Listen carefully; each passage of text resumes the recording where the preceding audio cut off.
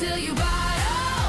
Ride it on the edge, one mistake away from gravel, a glory's ledge. Push it past the limit, don't you lift or break. If you're not dancing with disaster, you're not wide awake. Throttle till you bottle, this is how we race. In the fire of endurance, we find our place.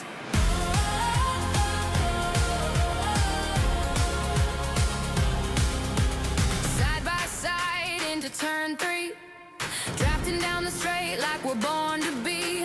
F1 pace with an LMP soul. Pit stop dreams, flat out goals. Overtake clean or defend like hell. DRS wide and the gap won't dwell. Discord's lit but the track comes first. Champions are built where the tires bust. Throttle till you bottle, feel the G's rise. Tearing through the sim world under pixel skies. No reset button, just grit and gears. Through the heat and the heartbreak, the wins and the tears. Till you bottle, it's the racer's creed. Full send in the sim, full heart at speed.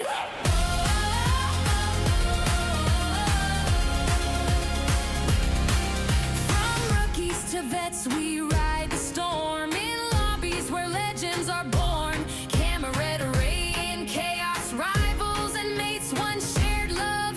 Those checkered flag fades.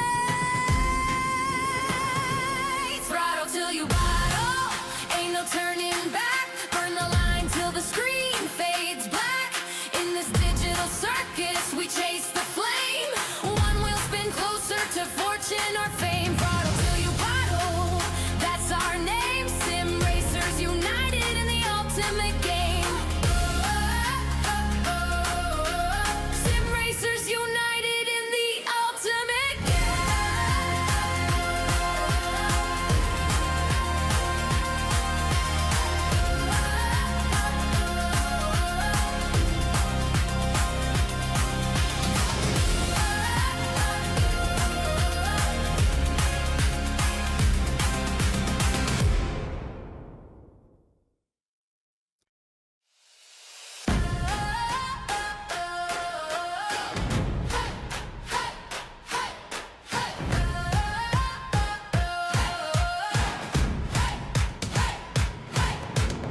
engines fire in the dead of night. Rubber on the tarmac, hearts full of fight.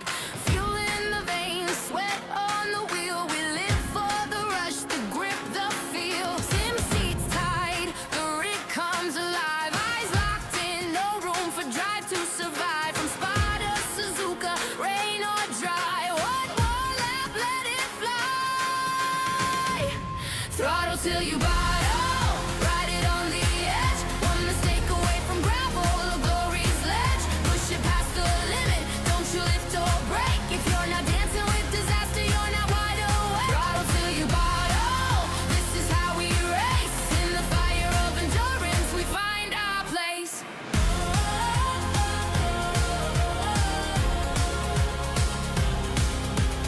Side by side into turn 3, drafting down the straight like we're born to be. F1 pace with an LMP soul. Pit stop dreams, flat out goals. Overtake clean or defend like hell. DRS wide and the gap won't dwell. Discord's lit but the track comes first. Champions are built where the tires bust. Throttle till you bottle, feel the G's rise. Tearing through the sim world under pixel skies. No reset button, just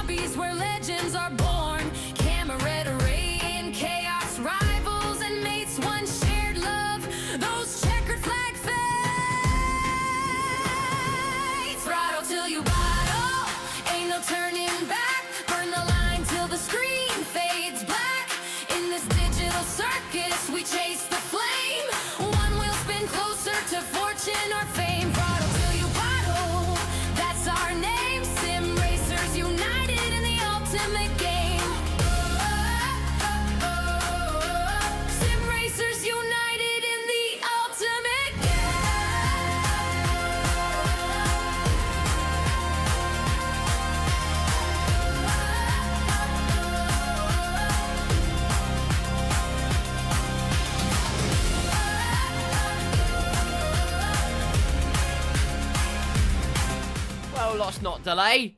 Let's start the show. Welcome, ladies and gentlemen. I'm back. You're back watching Throttle to Your Bottle. This is round number 5. I'm going to run out of fingers on one hand very quickly to describe the number of rounds. God, it's good to be back.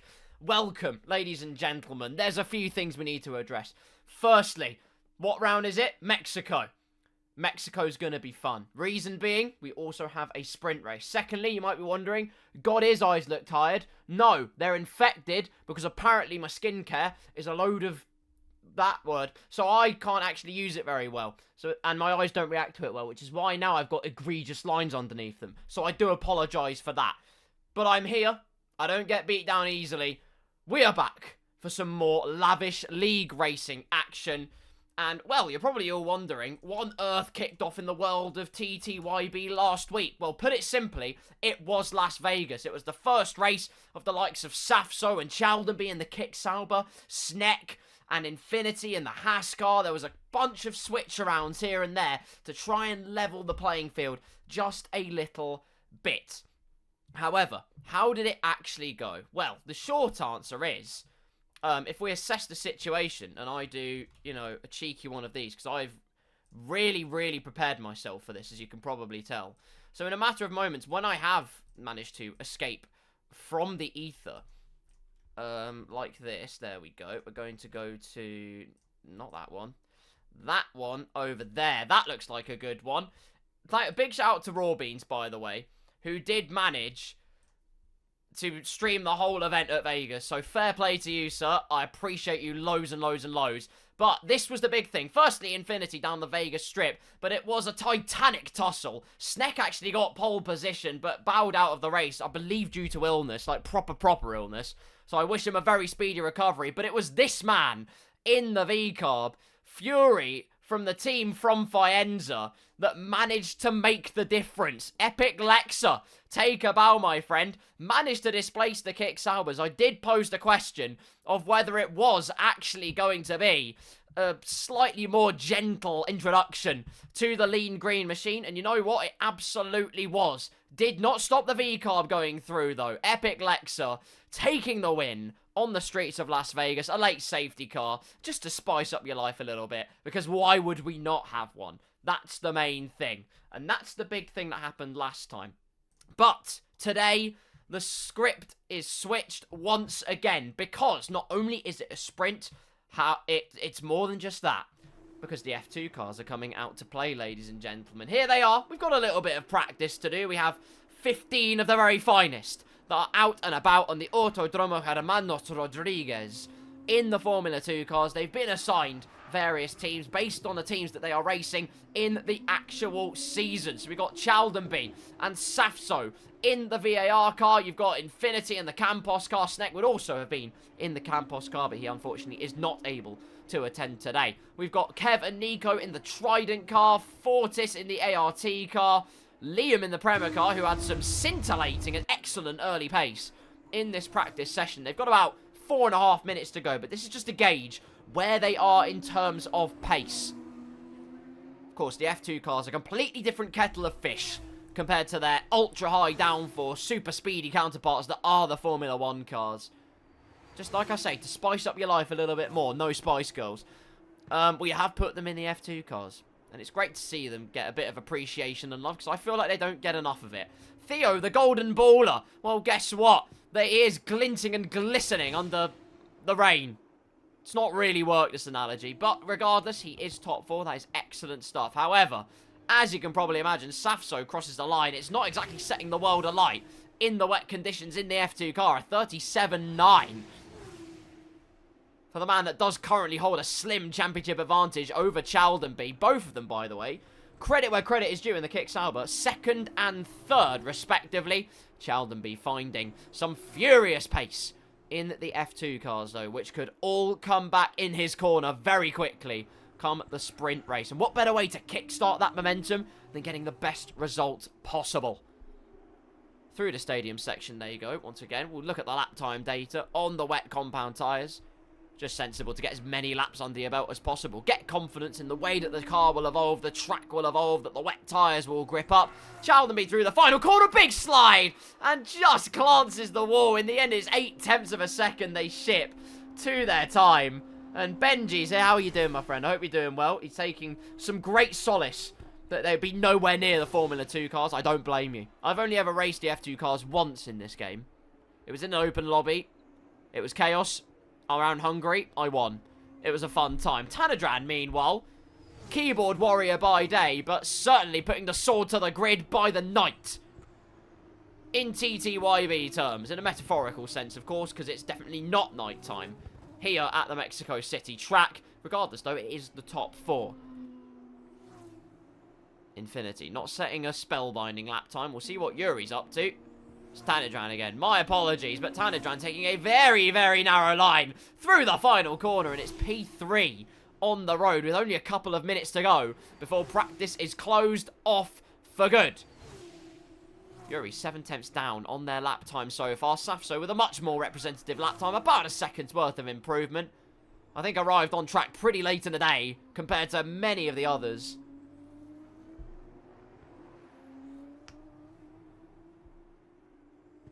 Hello, Arthur. Hope you're doing well, my friend. Welcome into the show. It's fun to be a part of the audience, and I'm glad you are a part of it, so we can all have our own engineering debriefs together. Why are we doing F2 today, gentlemen? Well, it's because it's a sprint race, and where there's a sprint, the F2 cars come out to play. While usually we would champion realistic material, we are just equalising the playing field on this particular occasion. As you can see, though, many people don't need the realistic cars. They are unshackled despite that. Tanadran being one of them. Top 3 at the moment in practice. 1 minute to go. And then we will be on to sprint shenanigans. What I will have no doubt will be reverse championship order. So you'll see Chaldenby and Safso having to cut and carve their way through the pecking order as quickly as possible. Meanwhile, I see some names like Simply Will. Hello, Simply Will. Hope you have simply super pace. At the moment, it's P9 in the Virtuosi car. His teammate, Luca Q1. Well, for his sake, I hope it's not a Q1 exit. It will be short qualifying, I have no doubt. But there you go. Infinity's saying the kart feels amazing. Well, cap it. You're going to have to fight his corner. He cannot bottle this one, surely.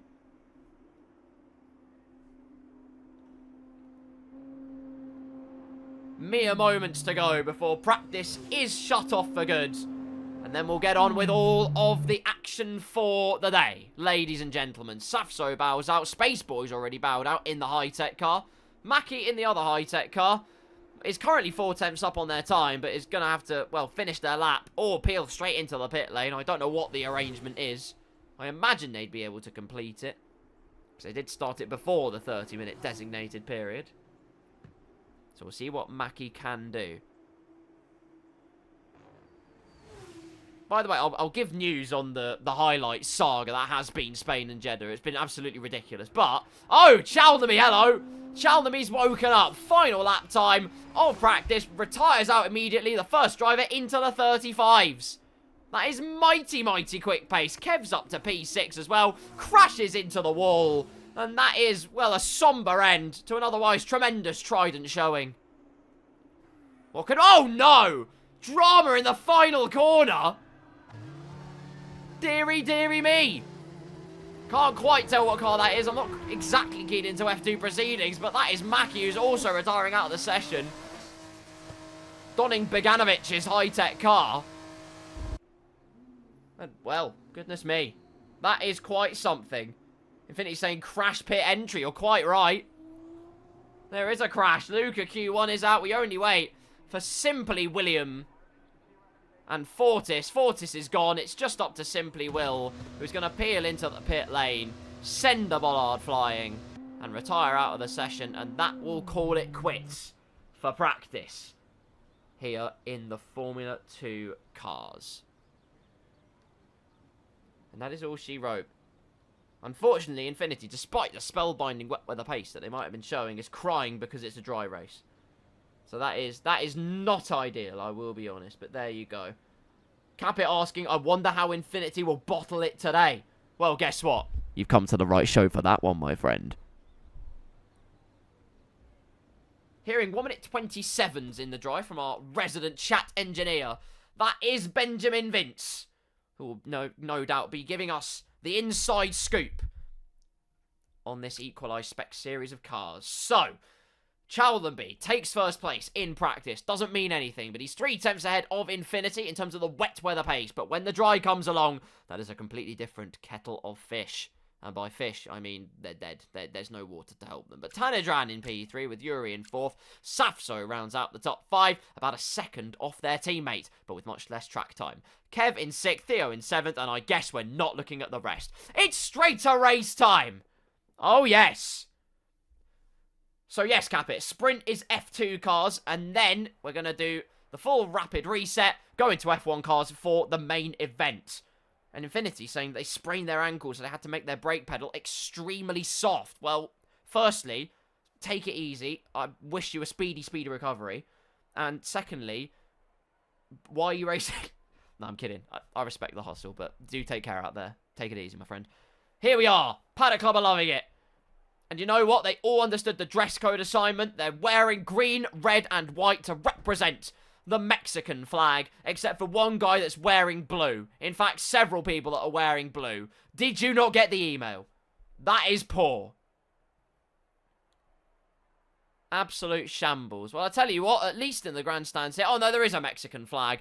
One Mexican supporter, and there's, well, 3 European Union supporters, as far as I can tell. Oh, no, never mind, that's an Australian flag. 2 European Union supporters.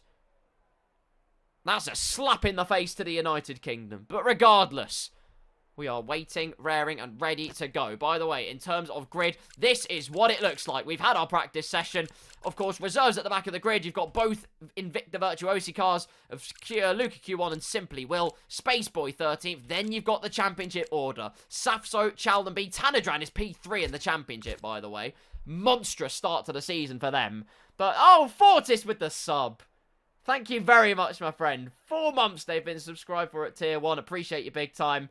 Thank you. Much love to you too, Fortis. Have a good one out there. I have much faith in you, my friend. But, Mexico City, sprint race. It's the fabulous F2 cars. Need I say any more? We're going to have some fun out there. And I'm going to have fun out there. Because I keep being intermittent. I can't promise that it won't keep being intermittent. At least for the rest of this year. But... I have my reasons, I'll let you know. But, we are going to just slide that to one side, because it's time for a supreme showing at the Autodromo Hermanos Rodriguez. Many a mighty moment in Formula 1 terms. From my brain, I think back to Mansell at the final corner. Round the outside of Gerhard Berger in the Ferrari. Utterly iconic. From El Leone. Since then, the line's lost its mane in Ferrari, which is quite sad in real life. Have I still not finished the highlights reel? You see, I did finish the highlights reel, and then it decided to corrupt itself. So now I have to redo the entire thing all over again, which is not very fun. So I'm in the process of doing it. I've clipped it all up. I need to do the commentary over it. And then once that's done, Spain will be done. Then I have to do the same for Jeddah, and then it'll be done. And then I don't have to worry about it at least for a while, which is good. Just as if I couldn't get any more lucky. Also, by the way, one thing I will say, theatre mode... when you get someone else's full race replays in F1 is the most broken thing I've ever seen in my life. I will show you all this later, because this is what I had to deal with. It's ridiculous. I don't know how on earth they decided to have such a poorly optimized mode, but that's a rant for another hour. This hour, though, the very, very bright hour, sunny Mexico. And here we go. Let's not wait around anymore. Formula 2 cars, lights out and away we go! Here in Mexico for the sprint race, and Nico has immediately shafted the traction. Off to the side they go. Theo immediately takes the lead here in this 14-lap sprint race, as it's a determined drag race to turn number 1. Theo takes to the racing line and is easily into the lead. Infinity, though, against Mackie, holding it round the outside. In the Campos car, already has lost an end plate, already has gained a place. Mighty fight from Infinity, and Liam is going to capitalise as well. In the Prema car. Completely forgot that's what Prema's livery looked like. It was Liam who had contact there. At the end of qualifying at the pit exit. Oh, good grief, Theo's gone insanely wide. Oh, good grief. Luca's gone rolling in the background. The virtuosi car of Luca, starting at the back of the pecking order, has barrel rolled through the stadium complex. Well, that is a sensational spectacle. I have never seen anything like that, and even better than that, no damage whatsoever. That man has sold his soul, but Theo still holds the lead for now, but Kevin is piling on pressure. Don't stay home alone. He shows the nose to the inside. Theo gets caught up by the pressure. Thrown off kilter slightly. Kev shows the nose to the inside again. But Theo remains defiant in P1. This is just opening up the opportunities for Infinity & Co. to get used to the action. Safso, by the way, what a start to the race he's had. 7th place for the championship leader. That is a mighty, mighty start from the VAR driver. And we do not need a replay of that one. It was all completely legal. Tanidran versus Mackie. They themselves putting pressure on Liam in 4th place. We already have a time penalty, as Kev's piling of pressure has come back to bite them royally. And Infinity could capitalise on the momentum. Shows the nose to the outside on that harder compound of tyre. Kev's turn-in is absolutely astonishing in comparison. But Infinity will fight this to the bitter end. And it's sugar and spice and everything nice. Infinity goes insanely wide, but it is P2 on the road. Chaldenby struggling to get past Simply Will. He's completely bogged down at the back of the field. Can't make any progress whatsoever. Disaster for the championship chaser here in Mexico City. Another time penalty, by the way. It's Fortis now. That's 3 people with track limits penalties. Lads, it's lap 2. You've multiplied the lap number by 6 with... Come on, guys. Infinity and Kev are fighting again through the last corner. Oh my god, it's 3 wide. Make that 3 wide through the final corner as Mackie was getting interested. Savso with a bucket of popcorn behind this humongous train of cars. Liam's just gone through into P2 in this race, but... it's a DRS drag race to turn number 1. Mackie switches to the inside. Thinks about piling on the pressure, but it's Infinity who is bravest on the brakes. Through they go into P2. And Mackie nibbles at the heels of Liam all the way through. No one wanting to yield for 1 second. But Infinity remains stout in P2. Oh god, Space Boy's out! Space Boy's out of the sprint race. There they are on the inside. Front right wheel sheared clean off. Kev's been shuffled down the order. Safso is up to P6 and now going for it on Tanidran here. Side by side through the left hand, and the championship leader goes sweeping round the outside. Takes 2 to tango, and that is a 10 out of 10 choreographed performance. Chaldenby with a 3 seconds. Kev with another 3 seconds. Lads, oh for God's sake. Right, I'm not being funny. 21 seconds. You've got 7 times the lap counter. 3 laps, lads. Right, back to the action. I'm not going to complain about this. Yes, Benji! Welcome to the main race. Glad to hear it. But it's going to be DRS games.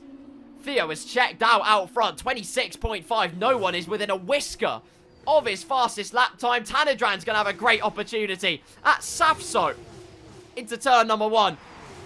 With the lethal dose of DRS, it's Liam, though, making moves on the softer compound. That has to make hay while the sun shines in Mexico City, but Infinity, with complete confidence on the brakes, trusts the grip of the car immensely, goes wide for good measure, but complete confidence in the car to just push it to the ragged edge. In theory, to try and hold the position. However, theory is one thing, tarmac is another.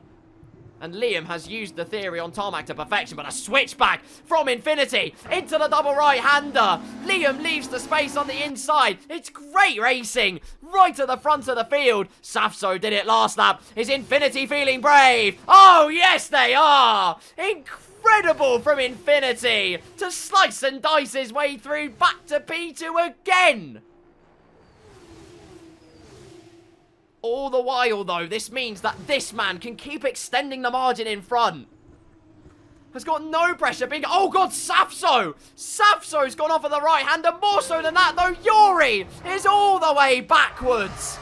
Before Sector 3, there's been a massive, massive moment. Safso goes for it, though, on Tanidran, and he will make it stick, and this time, crucially, will have the DRS. Luca goes through after, well, it's basically committing a Star Fox at the start of the race. He has managed to prize himself off of last place. It's been a trial by fire for Luca Q1, bless him. Infinity keeps in P2. It's Mackie and Liam that are going into combat. Just overcooks it on the brakes. Does the Prema driver. Mackie says thank you very much. That is postage stamp. Up into P3. And look who's got the momentum. Safso is on the chase. Outside line is blocked. Has to lift off. He's watching closely though. Mackie goes for it again on Liam. Every single driver overcooking the brakes and contact. A shimmy and a shake from Mackie. Out of the right-hander, and Safso run rings round the outside. Tanidran will also follow it through. The man third in the championship, the gift that keeps on giving in the season for gift giving. However, we have a problem. Nico, with a yellow flag moment briefly. How many, lads, how many penalties? Like, honestly, we need to start a dialogue here because, like, this is bad levels, man. Sheldon B, though, he's woken up. Might have a 3-second time penalty, but he's well on his way now. Up to 7th place, and he'll keep P7 at the moment. Penalties below him means that is on merit, which is great news for him in his road to recovery in this race. DRS, Safso on Liam. Liam pulls to the inside. And, well, I can see where this is going. He's sort of rolling out the red carpet for Safso. I don't blame him.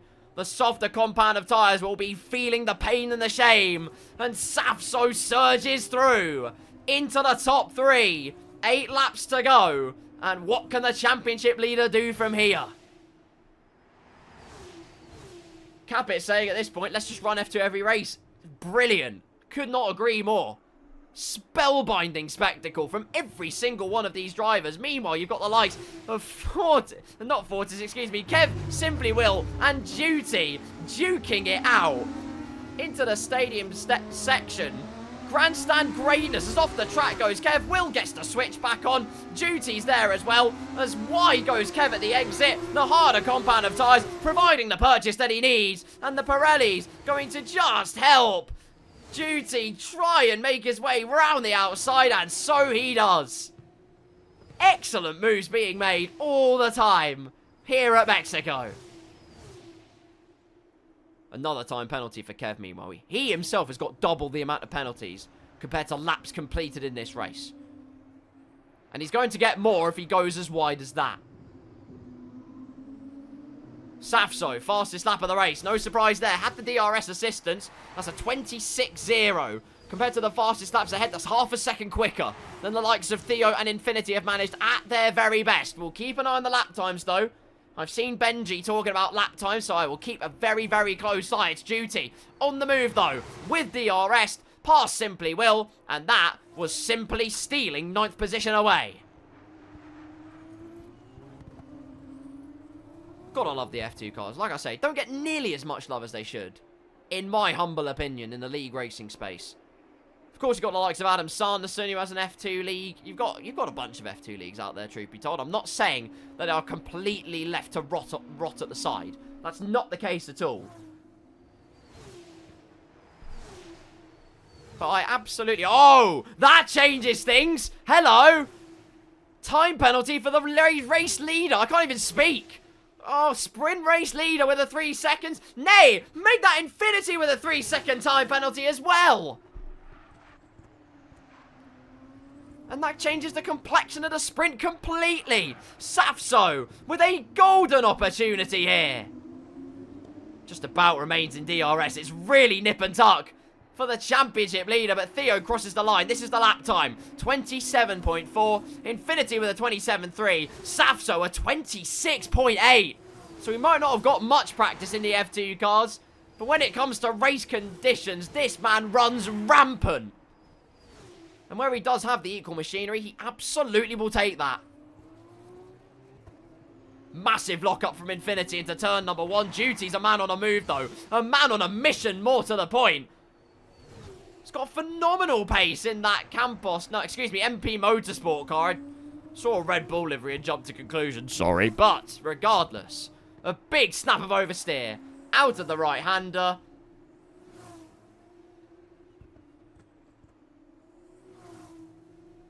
Duty, though, up to P8. And like I say, it's got some great pace. Massive slide, though. And that's collateral. Fortis into the rear corner of Duty. That's a 10-second time penalty for Duty.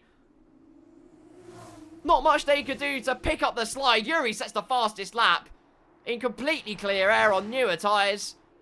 Didn't have DRS to assist them, and it's only a 10th off. Well, Safso only less than a 10th off, in fact, what Yuri could manage. But regardless, fastest lap heads the MP Motorsport man's way. Safso piling on the pressure on Infinity. More time penalties raining in. I mean, it's just ridiculous. Duty's now got another 3-second time penalty. 16 seconds worth of penalties. If you ever needed a commentator's curse, it's right there. Was singing his praises, was doing a scintillating job. As soon as I said that, massive snap of oversteer. Kev's out of this race, meanwhile. Safso going for the move. Kev is buried in barrier. Safso down the inside. That's P2 on the road for the VAR car. And with a 3-second time penalty for Theo. Massive tank slapper, though, on the exit. And Infinity could sniff an opportunity yet. Safso with the DRS. Infinity would have to be brilliantly brave to try something there, but no. Safso holds the red cape. Infinity is not baited into the almighty charge in his Red Bull car.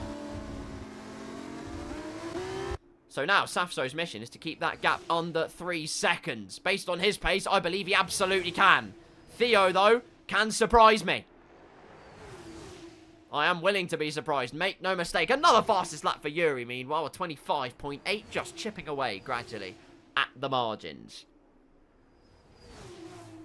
Have a bit of a battle, however, for P4 on the road. This is the tyre situation, remember?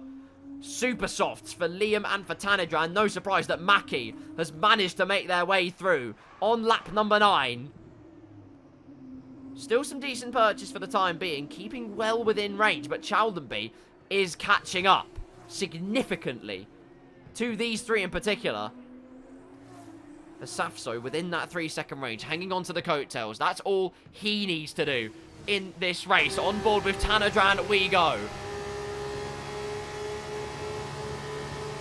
In the Rodin Carlin car. Do they still call it a Carlin? I don't remember.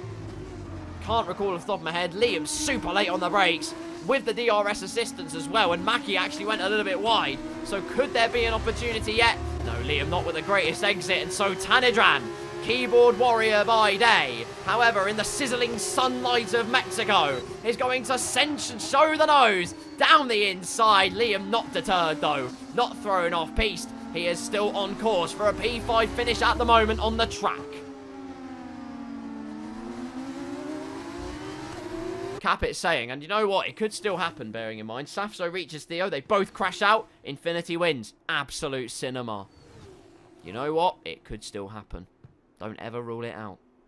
In Throttle to Your Bottle, you never rule anything out. Speaking of not ruling anything out, don't rule out this guy. Chaldenby. All over the back of Tanidran. Late on the brakes as he will there. He knows he's got the better grip. He knows he's got the tyres underneath him. Surely only a matter of time. Liam with a slide out of the stadium section. You just saw it on the foreground of your picture. They're taking an extremely narrow line. Chaldenby able to carry so much more momentum. And now has maximum slipstream all the way down to turn number 1. Benji saying pretty much the same thing I'm thinking. Surprised that the super softs aren't going off. Not just yet, but they're definitely feeling the pain. Chaldenby shows the nose to the inside. Tanidran late on the brakes as well to try and hold position. Shows the nose. Does the VAR driver, the championship chaser, Tanidran, though, says absolutely not. No compromise on space whatsoever. Chaldenby could go for it again. He's showing the nose once again here. And once again, Tanidran leaves ample amounts of space, but no avenue for the VAR car to go through. Shows the nose again to the inside. So much pressure being applied. Another fastest lap for Yuri, meanwhile. All the time it doesn't work, though. They just look a little bit more foolish. Lose a little bit more time. Maybe not this time, though. To the outside, but once again, Tanadran defends beautifully. Excellent racing from the pair of them. Second versus third in the championship. Looking to restore the natural order is Chaldenby down the inside. Leaves enough space for Tanadran to keep it in the confines. Tanadran not done there, though. Has the car on the inside. Has to leave the space. Look how much time they are losing. Chaldenby stays behind to get that DRS. And finally, that could sign, seal, and deliver the move from the VAR driver. But goodness me, how long did that take? Through goes Chaldenby with the dose of DRS he so required. And that finally puts an end to what has been a delightful defensive part played by Tanadran. Excellent work all round. He's now got 2 cars left. Actually, he'll gain a position anyway from Mackie. So if he can get Liam nice and quickly and get his skates on, clearly has enough pace to do it. But you never know. Anything is possible. Safso now almost within 2 seconds of Theo. Benji, resident Ted Kravitz for today, saying that, well, Theo's tyres might be going off. And it might well be a combination of that, but also a combination of the fact that Safso has just grown stronger and stronger in this race. Has completely gapped Infinity in the middle sector. 1.6 seconds down on the Delta is Theo. Safso, I guess we'll never know. But he is catching exponentially now. And well, you know what? Capit might have predicted the future sensationally here. If it all indeed does materialise in the way he so predicted, who knows what could happen? Chaldenby, meanwhile, very close to overtaking Liam as well. So close to nibbling at DRS ranges. Safso definitely has the slipstream range in their favour, though. Towards turn 1 they go for the penultimate time this race, as Chaldenby easily sweeps past. No histrionics, no overzealousness, no gloves off action. It's much more academic. And now has the dispatch of Mackie as quickly as possible in order to keep some more potential points on the table. Safso well within DRS range now.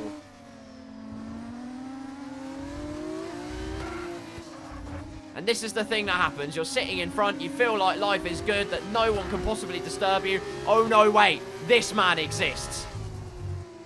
And when Safso comes a-calling, you best believe the pressure is on. Taking the narrower lines again, just gains a 10th here and a 10th there. Has the slipstream and the DRS, of course. Into the right-hander. Will be wise enough as well to remain behind during this section. He absolutely is. Infinity with another 3-second time penalty, meanwhile. Not that will make a massive amount of difference. I believe it is. P3 and a sprint podium secured and sealed in favour of the Campos driver. This is the battle for the lead, though. The whole race, this has been brewing. There has been dogfight. There has been chaos. There has been confusion and conundrums. But now, some cutthroat action. Safso to the outside with DRS. Leaves the space for Theo just in case the braking capability wasn't there. But it's the lead secured in the final lap of the sprint race for the championship leader. An imperious drive from nearly the back of the grid. Theo still remaining late on the brakes, not giving this one up in a hurry. But you might well have fought the farm on this one. Goodness me, Safso defends to the inside. Theo just completely misjudges the entry speed. There's so much pace into the corner. But no damage done. We carry on all the way to the very end. Chaldenby did in fact get past Mackie. In fact, nay, more than that, has easily gapped Liam and Tanadran. Courtesy of the fact the Super Softs are absolutely baked and barbecued in this. In the heat of Mexico, in the 14 laps that we've had. What a fabulous 14 it's been for this man. The championship leader. Safso Simply scintillating. What a way to kickstart the snowball of success, potentially. Safso wins the sprint race at Mexico. Absolutely magnificent. Theo, a commendable effort, takes P2. Infinity in P3. Chaldenby, after all of the chaos at the start, manages to prize P4 at the death. Mackie in 5th. Tanidran is going to be 6th with Liam in 7th. Tanidran making the move at the final corner, I think, to just get 6th by a 10th.5. Duty will have 15 seconds added onto their race time and still somehow come in P8 ahead of Simply Will. Nico, Yuri and Fortis will round out the running order. Yuri mighty close to getting top 10 in the sprint. How about that? Nico crosses the line for P10, but with penalties applied. Yuri, in fact, will prize away a top 10 after everything that's happened. Fortis rounds out the order, and that will do it.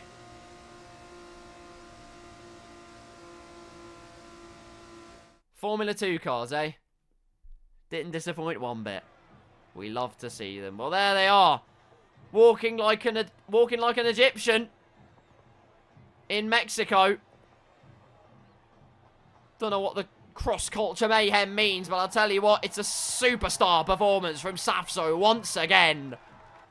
F2 cars, realistic cars, he's always up at the forefront.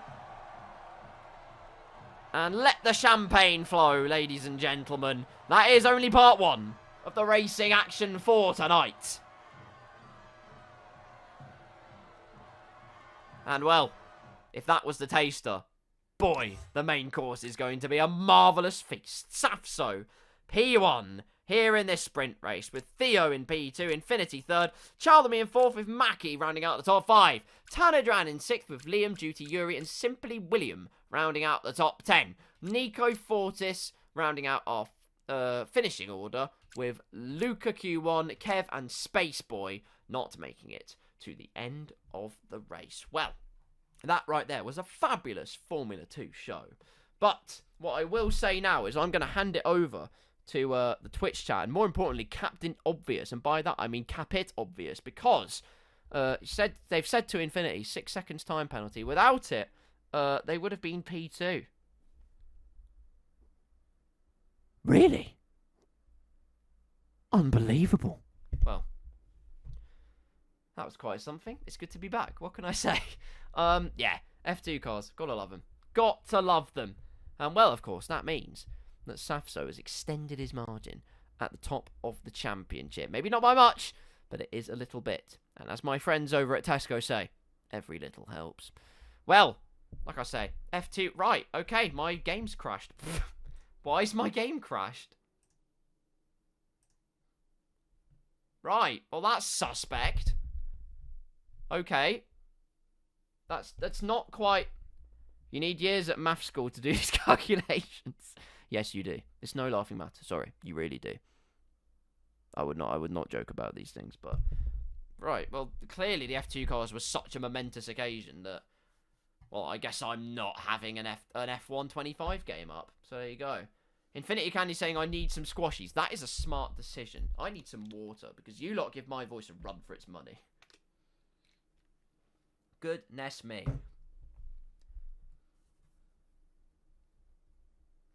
Infinity wasn't happy. Spun into the starter grid, losing 5 temps every middle sector. That is not ideal, I will admit. My game is actually loading up again. Infinity, if you would be an absolute legend, could you please invite me into the lobby again, if it is the same lobby? Or maybe everyone's game has crashed. I don't know what's going on. But if you could invite me, I would very much appreciate that. Thank you. Everyone... What? Well, I've got an invite from Fortis. So, turns out that no one's game could handle the F2 cars. That was quite something. Okay, not everyone. Okay, good. I was going to say, bloody hell. Is this a lobby? Lobby? Oh, yeah, I am in the lobby. Okay, good. Right, nice. So, here I am. I'm waiting to find out what on earth's happening, or whether this... There's quite a few people's games have crashed. Okay, so 10 people survived Fortis, Challenby, Duty, Kev, Spaceboy, Will, Luca, Infinity apparently has survived. Yuri and Safso have all survived. Everybody else has been smited. Now, why has that happened? I bet you're asking. I don't know. But good news is we have Benjamin Vince coming along for the Realistic Cars shenanigans. So great to see you along, my friend. It's good to have you for the ride. Theo is back in the lobby as well.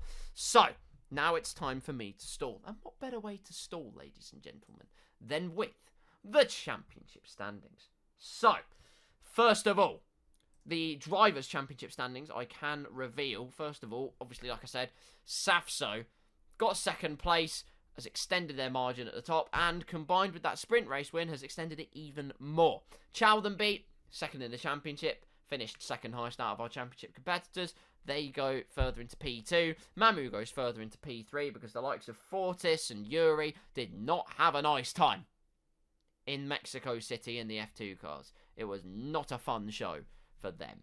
But in the Constructors' Championship, what it does mean now, of course, because Safso and Chaldenby have switched teams, your question probably for all of you was, have they then kept their points? The answer is yes, they have kept their points, which means now, officially, Kick Sauber is top of the Constructors' standings. 172 points. They are 50 ahead of Ferrari, and that has only extended after this sprint race, which is wonderful, wonderful news. So there you go.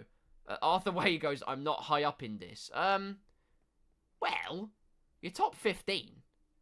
That's not bad.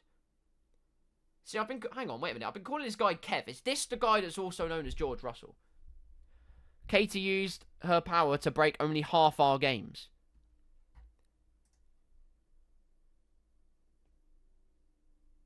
Well, it gave Chaldenby emotional and physical damage at Spain a couple of seasons ago. So, I mean, like, what do I know?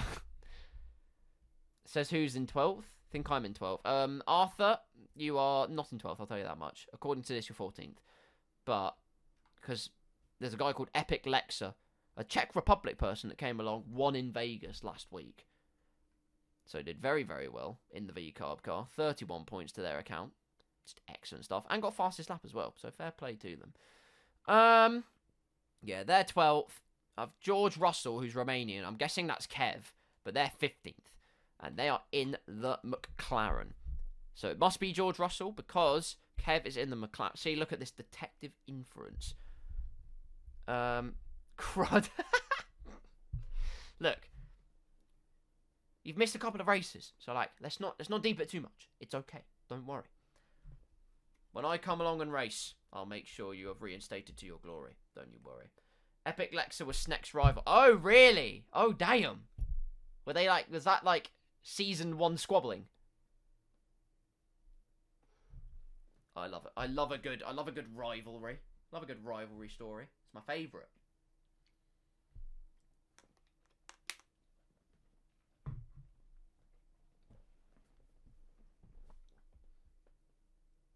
Oh, really? Oh, you were the race before I joined? What was before Austria last season? Again, let's do some detective work. Speaking of detective work, actually, while we're here, calendar-wise, at the moment we're at round number 5, of course. We had our pre-round at Singapore. We've had Barcelona and Jeddah, which are on their way. I'm really sorry. We've then had Losail, which I was there for. And then a huge shout-outs to the man, the myth, the legend, that is Raw Beans, who's not a myth, but he's certainly a man and a legend. But they stream Las Vegas. They put their own commentary tidbits, and I will say they did a very good job. So thank you to Raw Beans. Yuri's come in with the damning fact to Arthur Way saying, you just need to get better. Ouch. And Arthur did say probs, so, you know, there you go. Ooh. Oh, that is tense. Right, Infinity, you got to get a podium now, because Capit said that if you don't at least get a podium, they're going to burn the English squashies reserve. Which means we then have to import them, and that means tax, and that means sadness. So don't do it. As Benji says, the bags are getting filled with sand. Nicely done. So, Mexico's round number 5. We then have 2 more this year in 2025, and then the season will resume on January 16th. There's a reason I'm saying this, because I'm not there for the next 2 rounds. I will tell you why in a little bit. But Spielberg, Austrian Grand Prix. We love a bit of Austria. That is round number 6. The Hungaroring is round number 7. And then we return round number 8. The first race of 2026 in the new year. That will be Silverstone. What a time. You're not here is what you said. No. Next 2 weeks, I'm not here for various reasons, all of which I will explain after the race. All I can say at the moment is I'm sorry. But if you're here, I'll drop the bombshell. So, I know, I'm sorry, Capit. I know. I hate being busy. It sucks. But anyway, Mexico's a sprint. And Netherlands is a sprint. That's it. Cool. Sprint number 1 of the season done and dusted. We have 16 people. I presume that means we're getting started very, very shortly. In fact, Candy says better. He got an F1 drive. Not exactly. I'll explain, but it's something to do with F1, which is quite cool. But anyway, more on that in the news at 11. Try doing karting. That sucks. PE teacher job. No, absolutely not. Does this guy look like PE teacher material? Don't answer that question, actually. Bad. Moving on. Qualifying. Do you know what? Let's predict our pole position man for today. Oh, I was joking as well. No, there is something to do with it, which is good fun. I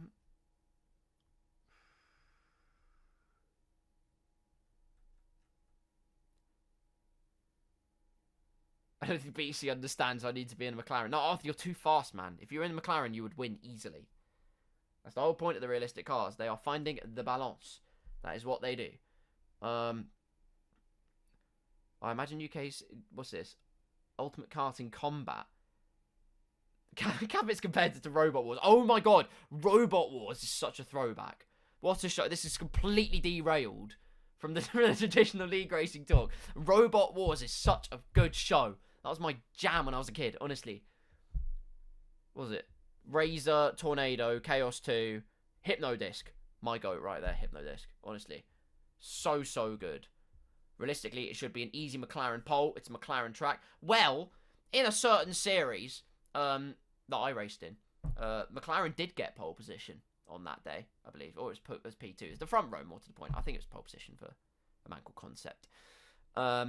I don't ever know if I would have got pole position, but I never tried. If I'd gone in the dry conditions, probably. But we'll never find out. I got into pole, though, in a Sauber, so I'll take it. Sauber's not that bad around this track if you get the setup right. You need to basically make the wing gap rather narrow, because the rear end does like to try and kill you. As long as you do that, you're going to be fine. And I switched my off diff up to like 40, compared to my normal set, which is like 30 or 35 at a push. So, yeah. There you go. DNFing from Las Vegas, literally 7 corners. The rest is straight line. Your jam was when you were a kid doing Top Get Right. We are not doing this today. Guess what we are doing, though? Qualifying time! That is what we're doing. Here we go.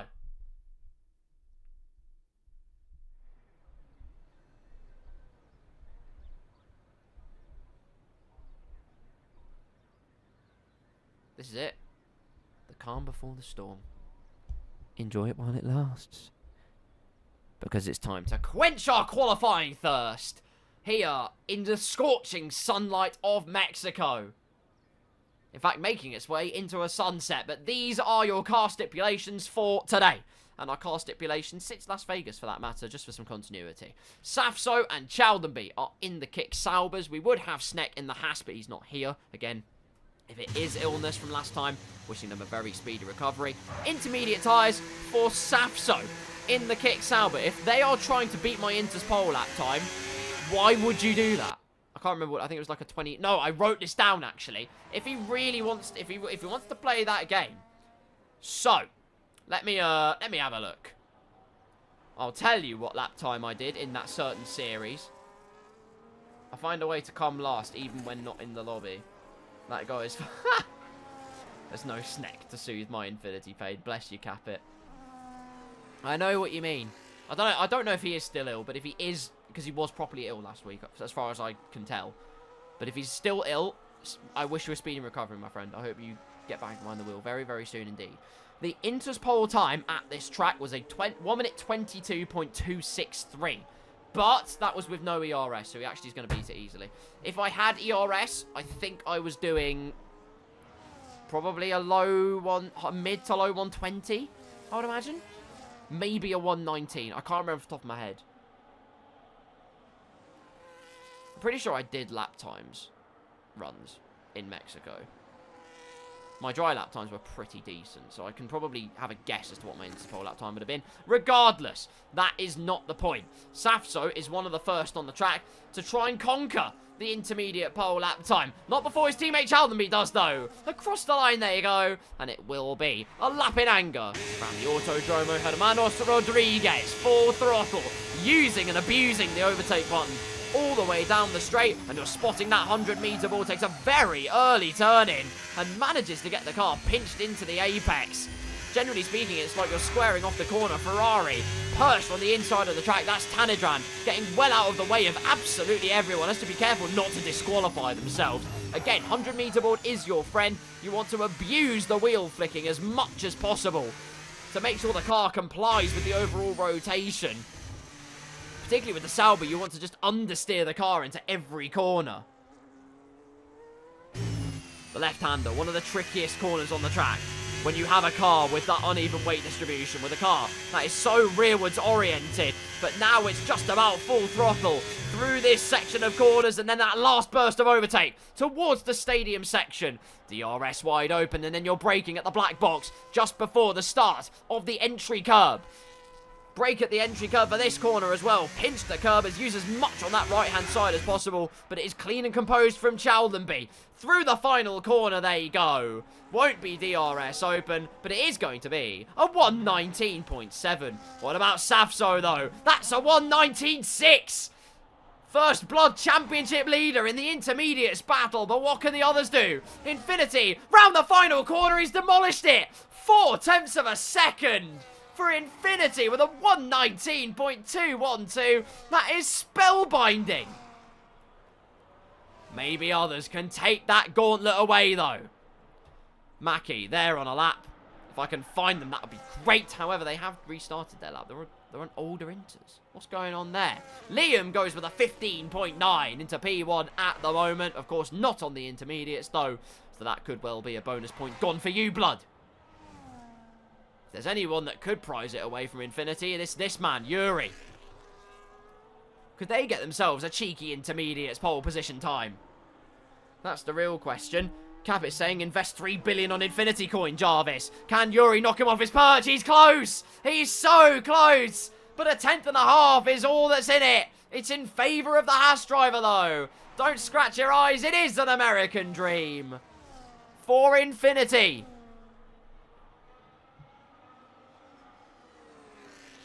Only Mackie and the wonderful Williams car can really do something about it.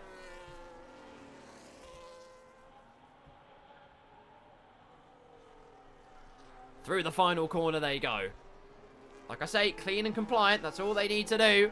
Hold to the inside line. It's not going to be an Inters pole. It's P9 at the moment. That's on older intermediates as well. Another soft tyre lap comes in with the special Monza livery. That's Tanedran with a 16.663. Almost dicing with death with the devil. But not this time, my friends. Luca. Luckily, there's only one session in qualifying, so he won't have to live up to his namesake. Oh, I guess he is in some ways, because it is just Q1. He's gone extremely crossed up, though. Out of the hairpin corner. But carries on his way through the final corner. It will be a lap time on the board, but it will be no more than a 21.772. And with all the battery deployed, that is all she wrote for the first flying lap in anger. Meanwhile, Benji is going about a second faster on their soft compound tyres, so I can see. DRS wide open. That's only 5 tenths now as they come out of the fast section. They are on slightly used and abused soft compound tyres. But, regardless, that is the situation on the fastest lap times of the tyres. Infinity has that pole position on the intermediate tyres with a 19.212. I don't know what the threshold is. I assume it was 12 minutes, though. So, with that, an extra little piece of pride and point goes the way of the Haas driver, who now appears out of the pit lane and is going to do a lap in anger on the soft compound tyres.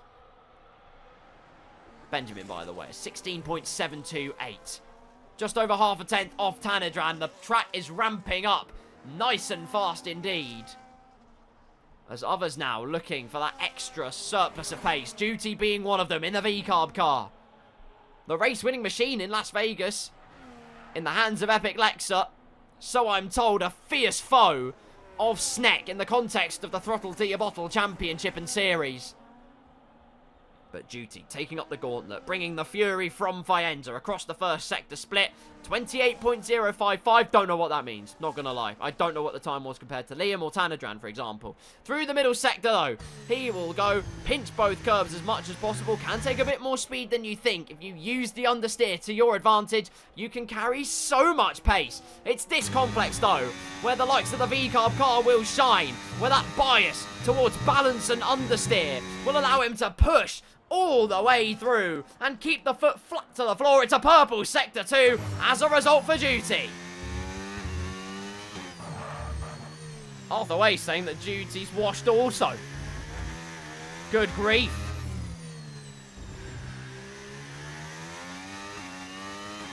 Through the final corner. Hold that narrow line. Is it pole? It is! Provisional pole with a 15.545.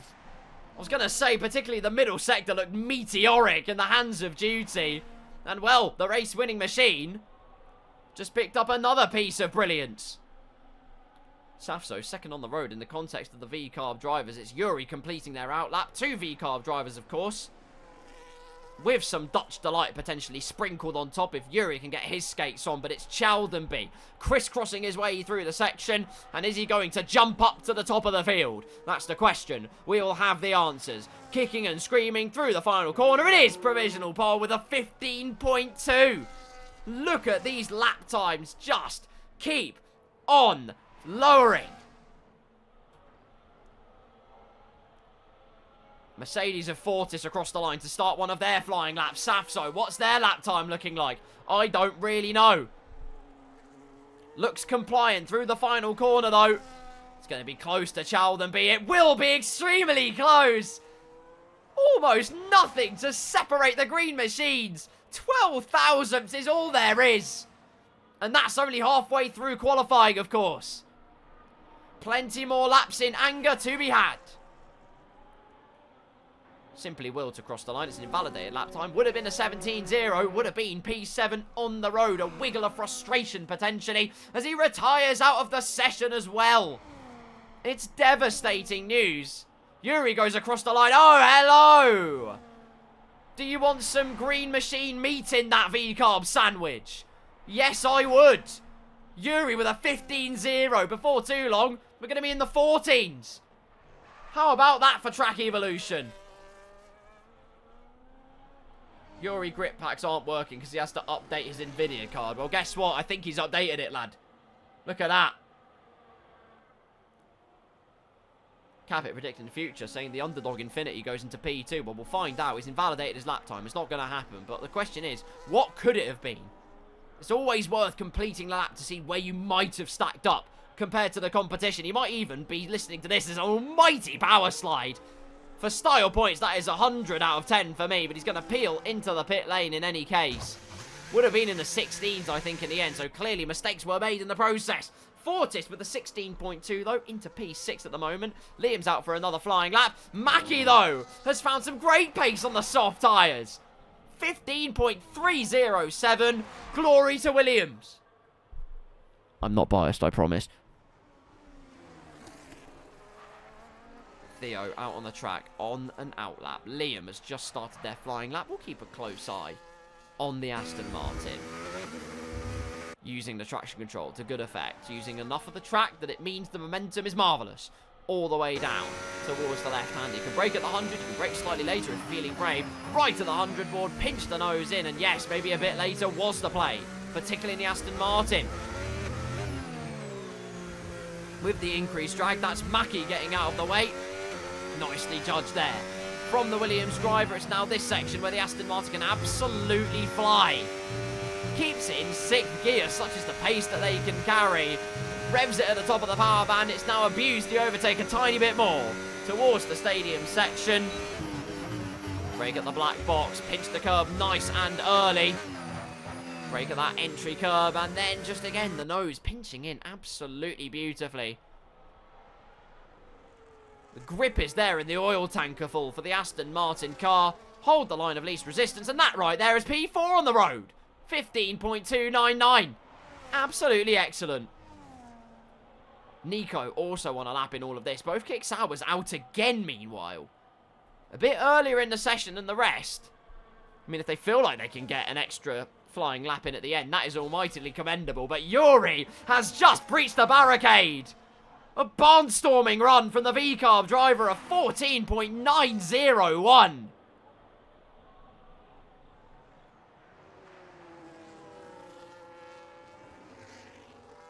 The man that was just superlatively strong towards the end of season number 2.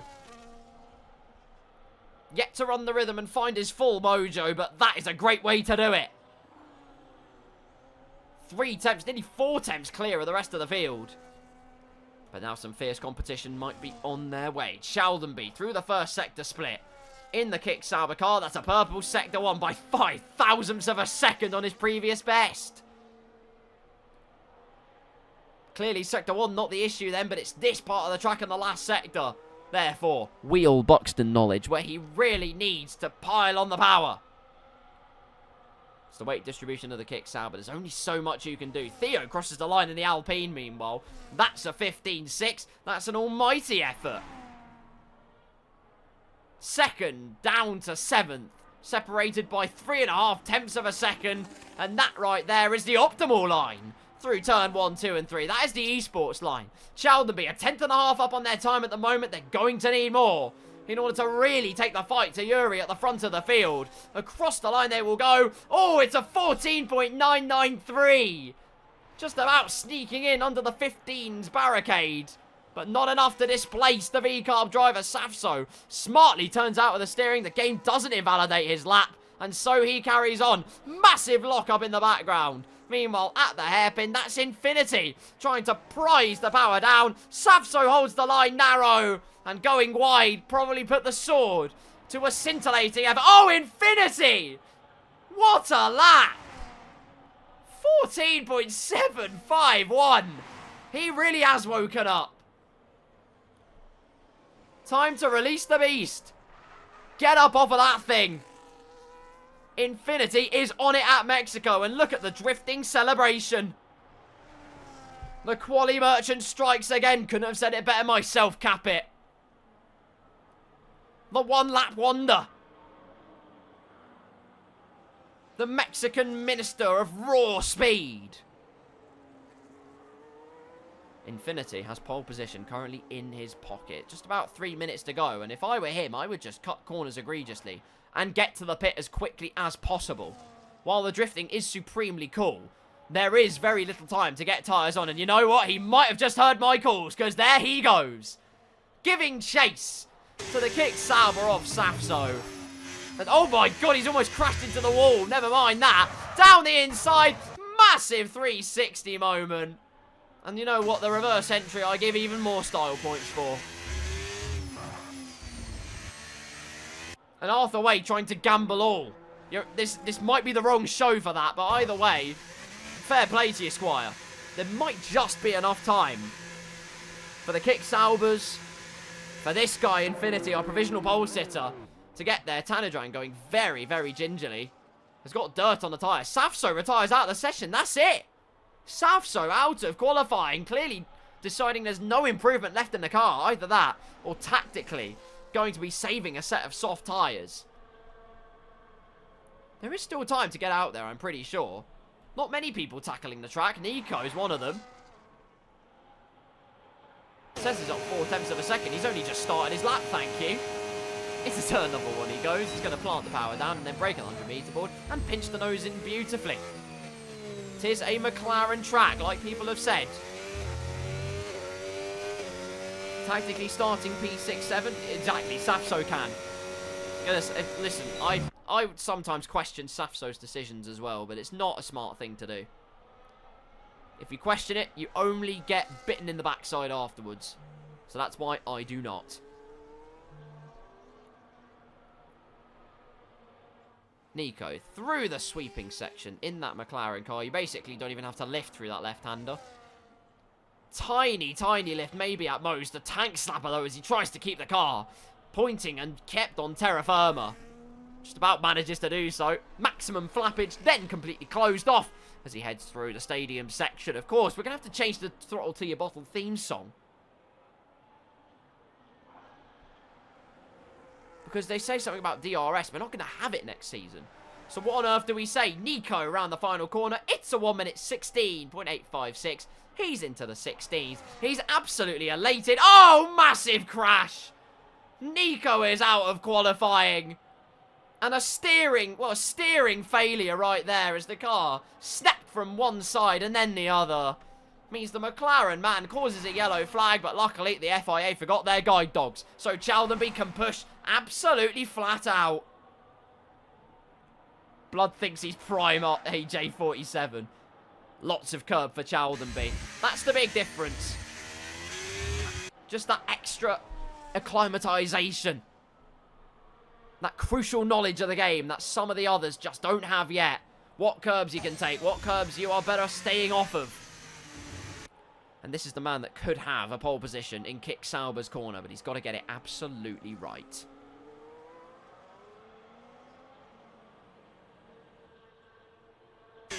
Through this section once again, let's study the body language of the Kick Sauber car. How much do you dare to push it? Went against an earlier turn-in entry. Theo bows out of this qualifying session. He's given absolutely everything at it. A 15.4 was all he could do.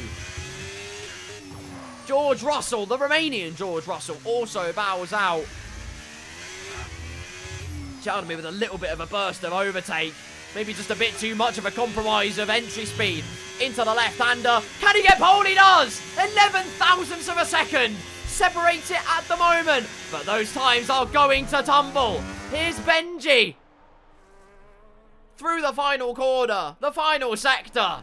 Does the Alpine driver improve? No, he doesn't. It's massively into the wall. For the Alpine driver, through goes Duty. But now we wait for the likes of Infinity to cross the line. Mercedes 1, Mercedes 2, Infinity. Can they take back pole? Yes, they can. But can Yuri improve enough?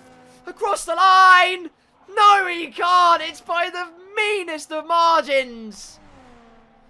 Millimetric margins separate the competition in Mexico. Infinity, by 19 thousandths of a second, takes a phenomenal pole position in round number 5. That is how you do it. And you know what we call that? Simply lovely. Infinity was even 1/10 down after Sector 1 and it was still pole position. How about that? Credit where credit is due. That right there is some scintillating speed. Infinity on pole position with Yuri not that far behind. Chaldenby and Safso complete to Kick Sauber second row. Liam in 5th. Mackie in 6th place. Duty in 7th. Theo, the golden baller, in 8th. Fortis in 9th. Tanidran rounds out the top 10 with Spaceboy, Romanian George Russell, Benjamin, Nico Rosberg, and Luca Q1, Simply Will, rounding out our grid lineup. Both Red Bulls at the back of the field. By the way, hello, Katie. Good to see you. I hope you're doing well. Why are we racing in sunset? Do you know what, Benji? I don't know. Are we racing in that as well? No, we're not. It's scorching sunlight. A marvellous midday setting in Mexico City. Yuri saying the sun was a bit annoying. I will agree with Capit, though. It was very pretty.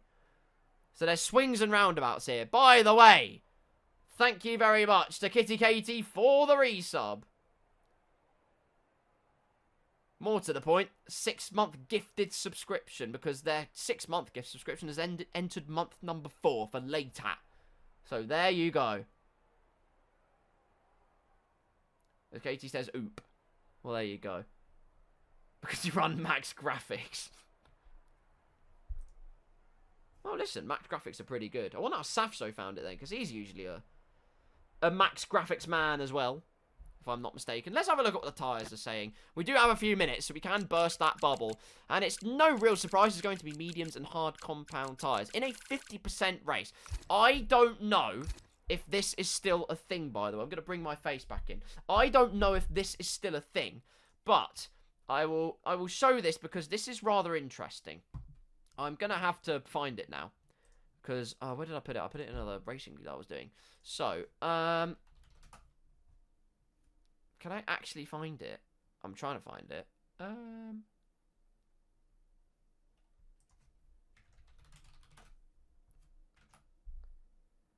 Trying to find this now before they say that, you know, oh god, never mind.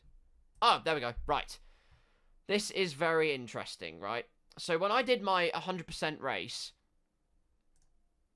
where is it? Where's the photo for it? There it is. So, in 100% race, this right here, if I can find it, this right here is what it looks like. So you can see one stop is really, really easy. The hard tyre hardly has anywhere whatsoever. And the mediums have a decent amount, but not too much. It's a very, very easy one stop. The two stop ultimately was apparently the faster strategy. Whatever the case, one stop was very, very easy, right? Now I'm going to show you what a 50% strategy looks like. I don't know if this is the same for everybody else, but this is what a 50% looks like. And as you can see, the hard tyre is wearing quite a lot quicker than otherwise I think it should be, which is rather interesting. So, oh, it is. It's still exactly the same. Right. So, basically, in a 100% race, the hard tyre... So, the hard tyre is a C2 compound of tyre, which is simulated correctly in a 100% race, and I believe in a 25% race. In a 50% race, the C2 is a C3. I'm not joking when I say that. And that's the problem that they're going to have in this 50% race. The one stop is, in theory, the faster strategy, with no safety cars. But there obviously will be safety cars. If there isn't a safety car, though, they have to think very, very carefully about what strategy they want to do and how much tyre saving they need to do, particularly in those cars, in the machinery that they have been concocted up. Because the likes of the Kick Sauber, the V-Carb, the Haas, they're going to struggle quite a lot more in terms of preserving those hard tyres, if indeed the one stop is the play. Equally, those with the better cars, the Mercedes, the Ferraris, the McLarens, the Maestros, they're going to have a much easier time of doing it, but it's still extremely difficult. That is the double-edged sword that we have to deal with whenever we race at Mexico. But apparently, 100% race, they can model the tyres absolutely fine. So, I don't know what's up with that. Back to the racing action. We'll see if anything has changed. Oh! Right. I get your softs out. Well, caught in the line of duty in P7. Great series, but what kind of saga will this man provide? Dutch driver starts P7 for the V-Carb team. Had some good pace in qualifying.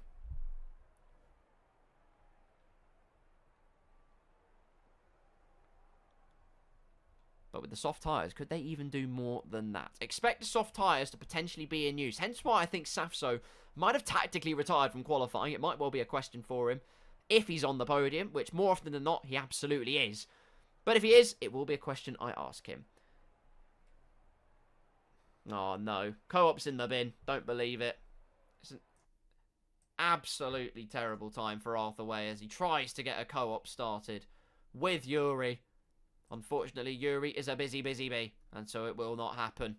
And that right there is very sad. Do not ready up until 2025. Well, guess what? We are in 2025. I say ready up now. I'm joking. Don't ready up. Fortis will kill me.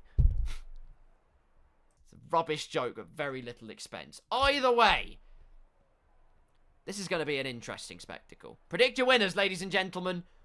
Who is going to do it in Mexico City? Will Infinity complete a lights the flag win from pole position? Will the Yuri snatch it at the first corner? Will Safso surge on through as he did in the F2 race?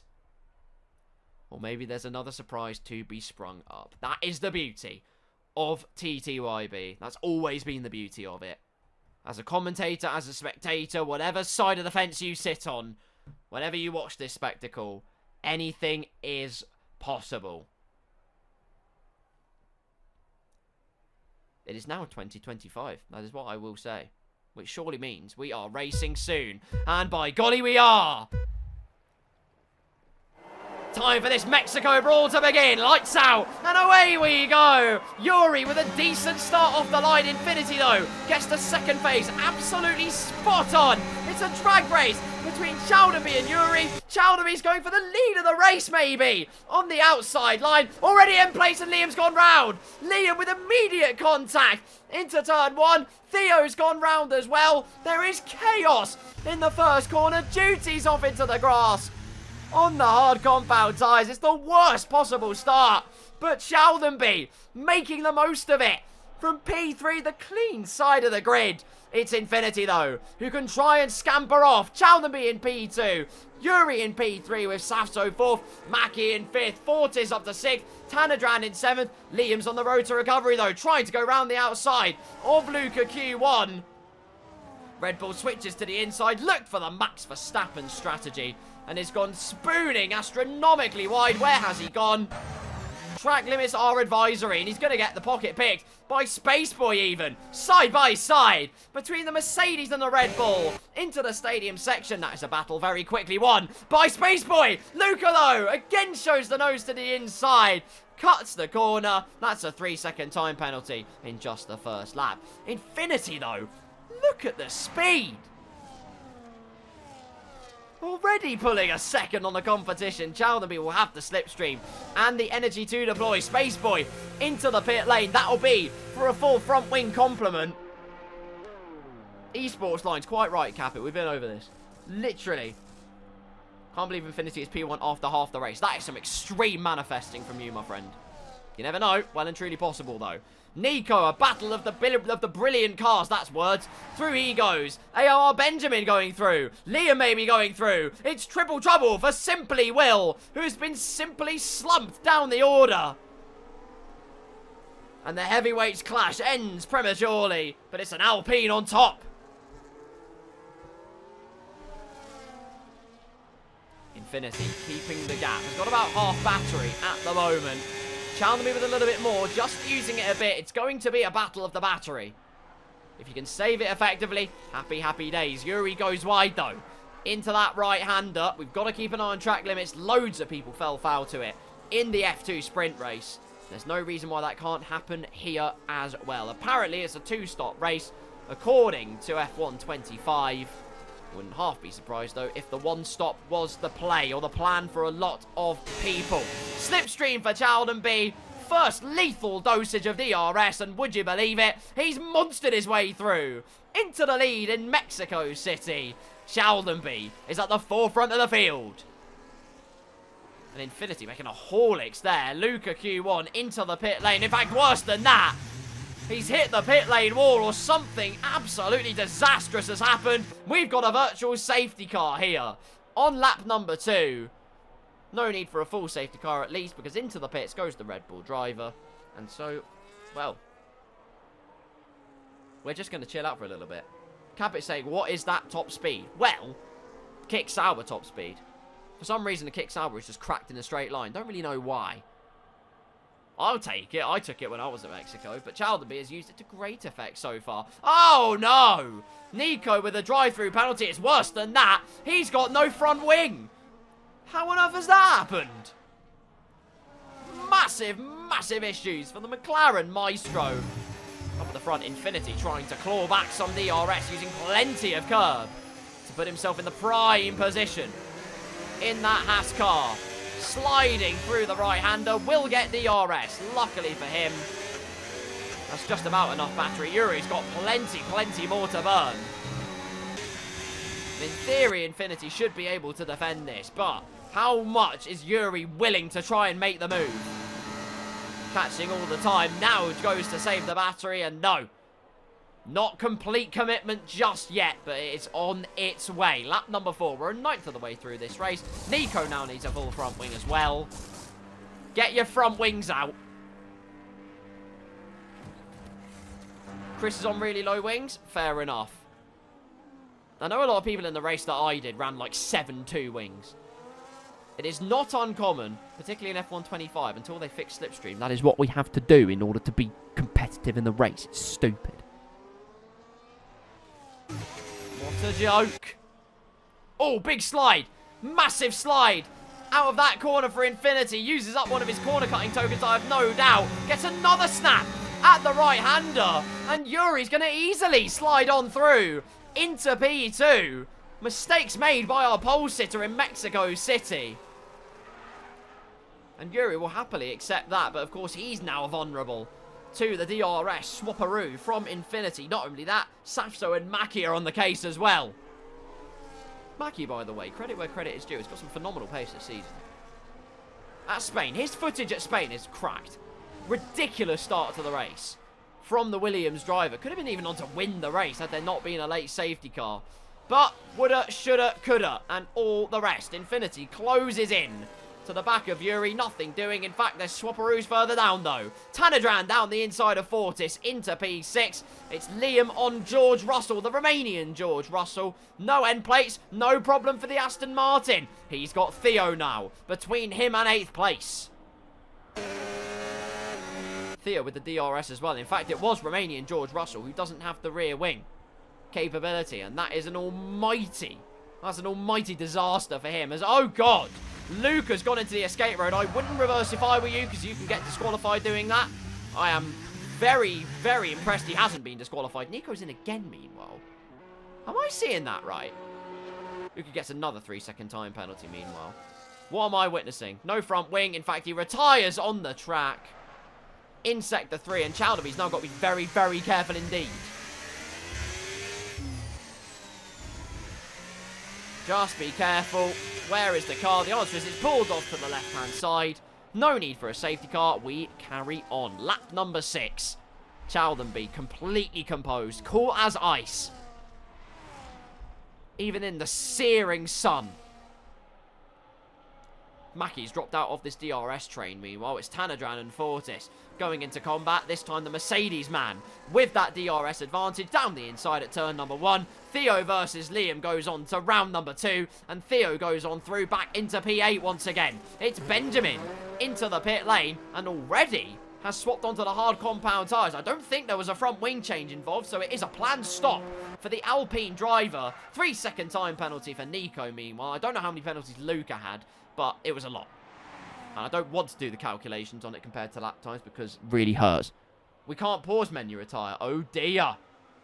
Oh dear. Well, Luca Q1 is about to not do Q1 at all, as it turns out. Safso, well within range of Infinity, the championship leader. Maybe has opened up options for himself. Again, many queries, many answers that I will hopefully be able to provide. The Haas looking very nervous under braking, though. Whether Infinity is just pushing the car a little bit too hard, trying to make up for lost time. Ultimately, the rear of the car looking super unstable, will not comply or grip one little bit.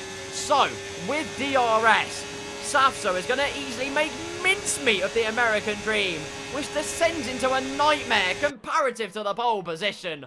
It's a green machine 1 and 3 in this race. As Tanedran and Fortis go for another swapperoo, using their pace to pulley themselves along. Up into P6 goes the Ferrari once again.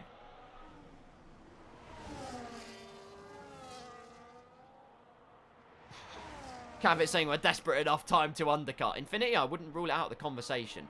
I'll keep an eye on Benji's lap times, actually, because that will be interesting. Compared to those ahead of him, maybe, but also compared to those at the front of the field. Duty goes on through, past Romanian Russell, with no end plate on the right-hand side. No end plate, no problem. Just like with Liam, he's not got both end plates, but he's just going to run rings round the outside of Theo the Golden Baller anyway. Supreme skill, finesse and flair from Liam.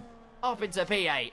The Aston Martin driver having a great run at things, despite the compromised frontal package of his car.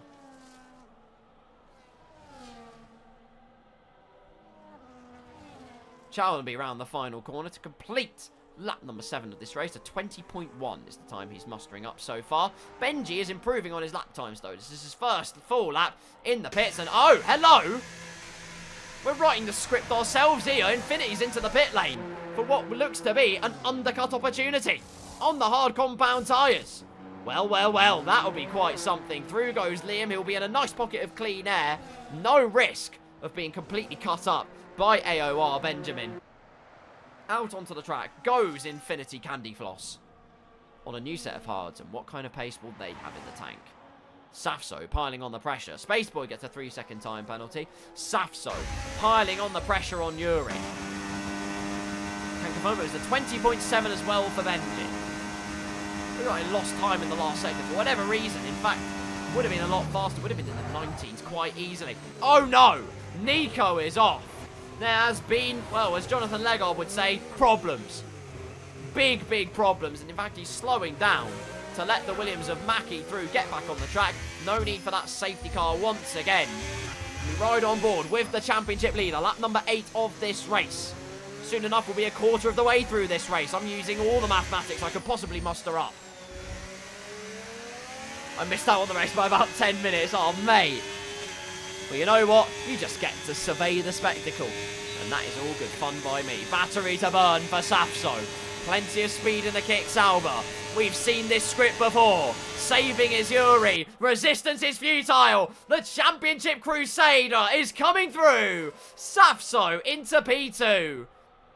Poetry in words, poetry in motion, poetry in the drift. That was absolutely beautiful. Probably not great for his rear tyre perspective. Infinity, meanwhile, making moves. DRS on Simply William. P10 on the road. Should be able to make easy work of Kev as well. Got such a surplus of grip. Oh, Spaceboy retires in the pit lane. Look at the grip difference for Infinity. Curb usage, fresh hard compound tyres, the works. And through he goes into P9.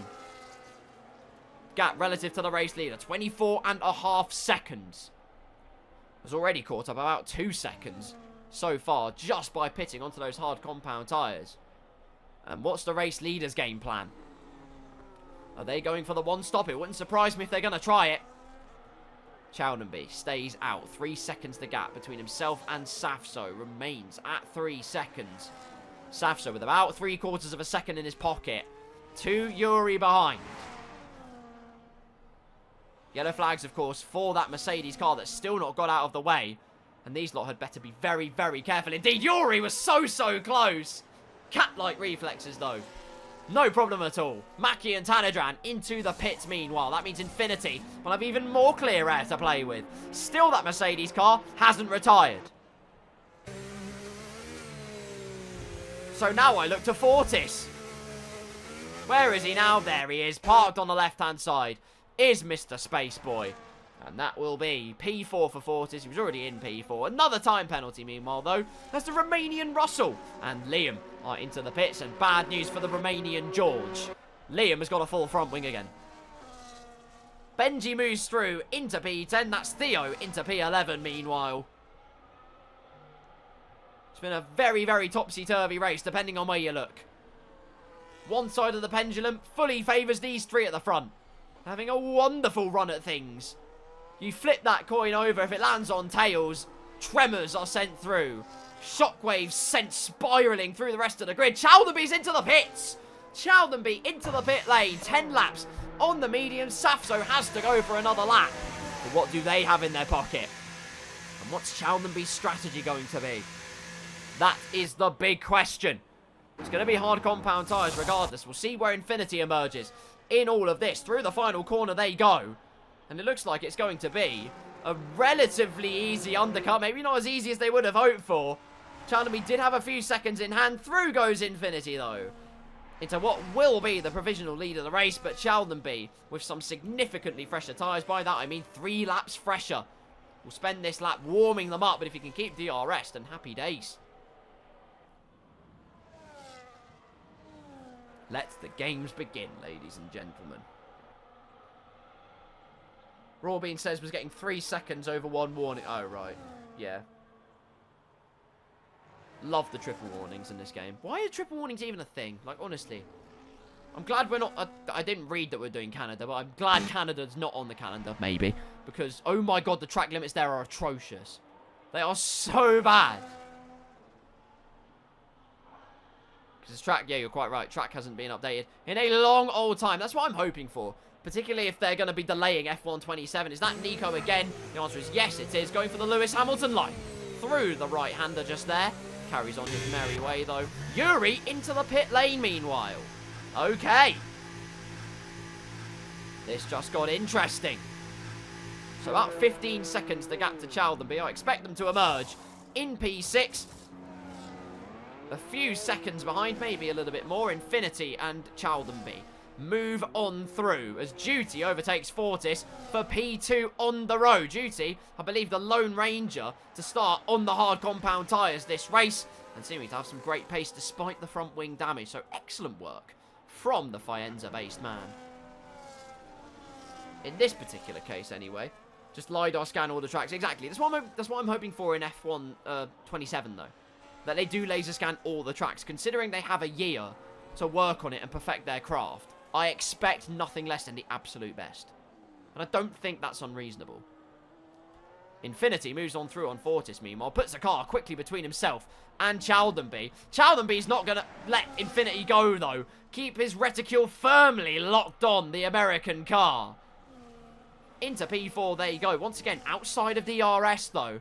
But it will all come back to them. Infinity's going to catch Duty at the unopportune moment. It's about 5 seconds, by the way, that Yuri is behind these guys. This particular train for P2 on the road.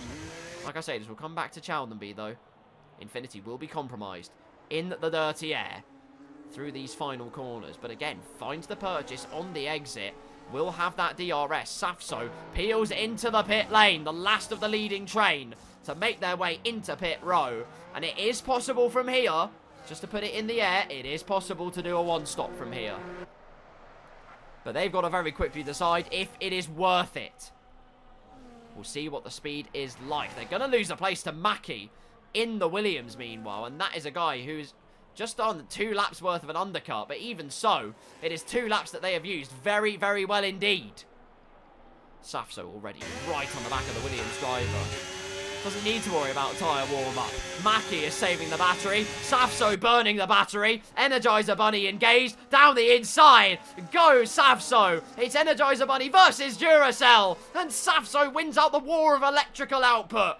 Through into P6. On the newer tyres. And now he can really ramp up the pressure up the road. Infinity through. Into the lead of the race once again. Chaldenby through. Into P2. Duty down to P3 on those harder compound tyres, on the old hard compound tyres, as Yuri goes through with the dose of DRS. That's P4 to his account. Safso about 4 seconds off, meanwhile.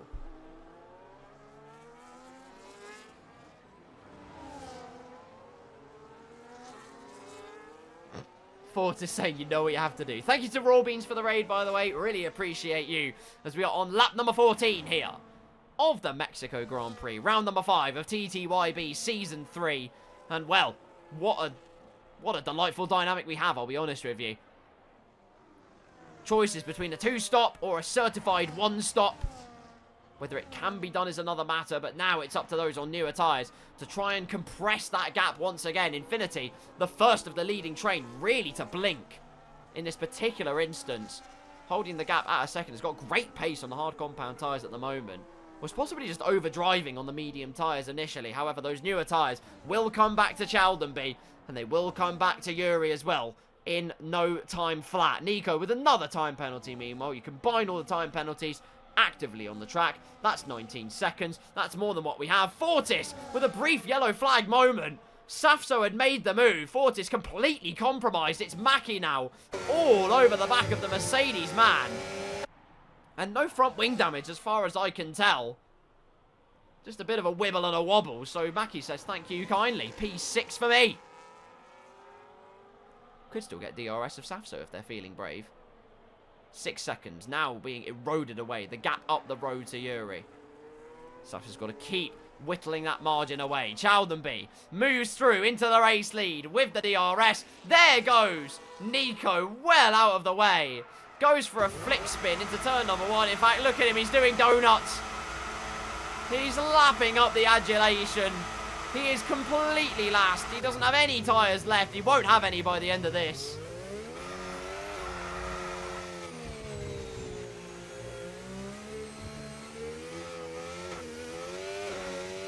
You know what? I'm lost. Ah, dearie, dearie me. Back to lap number 15. The action up at the front. Gaps elsewhere pretty much have equalised at the moment. That's the main story. The main thing, though, is these two are still interlocked in DRS flappage combat as we rapidly head to the fulcrum point of this race. Chaldenby has been imperious, by the way. I know Infinity went for that undercut. I know they're showing some supreme pace, despite having those older tyres. Look at the line they're taking. So much more narrow into the hairpin corner. It's working miracles for them so far. Another yellow flag. That's Nico going round again, meanwhile. At the slalom section. And a dastardly dive and power slide to appease the audience that have arrived for the occasion. As long as Infinity keeps in DRS, the more it helps them out in their two-stop strategy. Nico goes off the track again. That's to let his teammate through, Romanian Kevin. At this point, just piggyback off Chaldenby's fresh tyres. Cap it, you read my mind. Exactly that. Exactly, that's what I mean. And it will all play into the hands of Infinity if they can do that. Meanwhile, the news in the leading camp, Savso doesn't have scorching pace at the moment.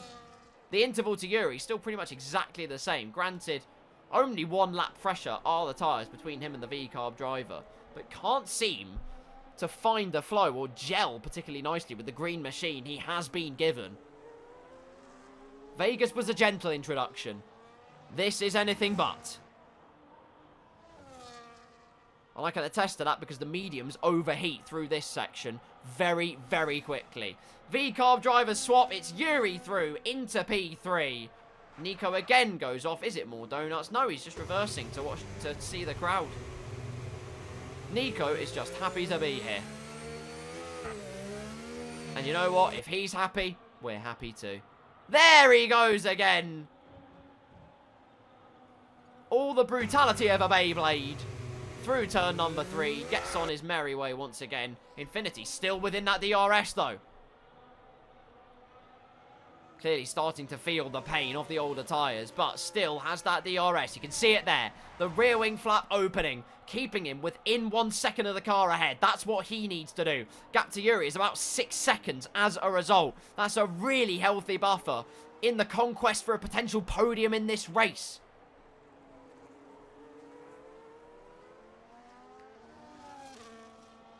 Nico, driver of the day.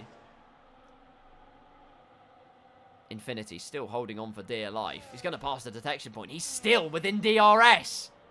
Infinity still clawing on for dear life to the rear wing advantage. 8.5 tenths to gap. This is the section he's been strong at, though. Through the final sector. Takes more curb. Goes for a narrower line. Aims for that late apex. And you know what? He's absolutely aced it once again. And this again plays into his hands. A lavish and lush last sector from the Haas driver. Once again gives him a double dose of the DRS. He's used all of his battery to keep up. Chaldenby has so much more battery to burn. As Infinity plays the Creator Series wildcard. Theo's out of this race. Massive moment. In the stadium section, we have a safety car. We have a safety car. The Alpine sent spearing into the barrier. And you know what that does? That might have saved this man's bacon. Theo leaves the session. It is an Emil Heskey late career performance to forget. For the Golden Baller. Tanidran and AOR Benjamin swapping places in the pit lane. Oh, the Romanian Russell sped into the pit lane meanwhile. Luckily, 10-second penalties, not a problem. Can serve those while you are in the pit lane. Nico once again gets out of the way of this leading fight. Infinity still very much in the hot seat. Of course, this compresses. Look who it plays advantage to as well, potentially. If V-Carb do an almighty double stack, and that's this man Duty, who you can see is backing off. 2.5 seconds. Now the gap to make sure he doesn't lose any time at all.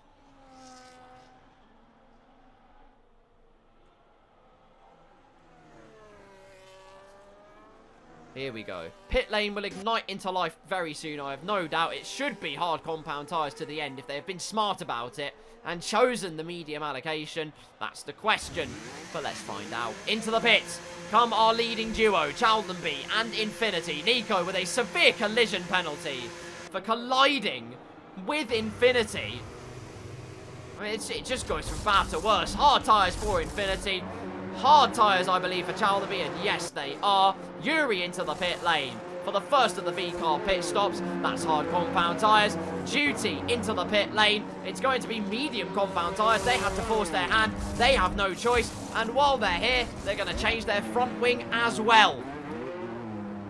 Has rapidly reduced the deficit that otherwise they would have had.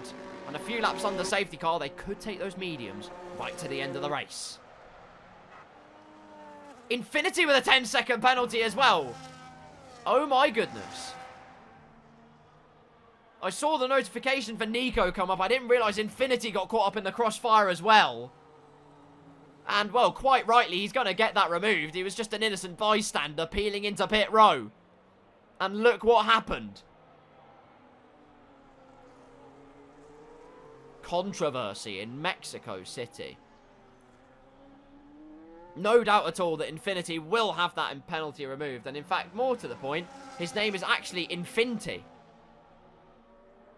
Well, well, well. Nico alongside. He's hit him again, I'm pretty sure.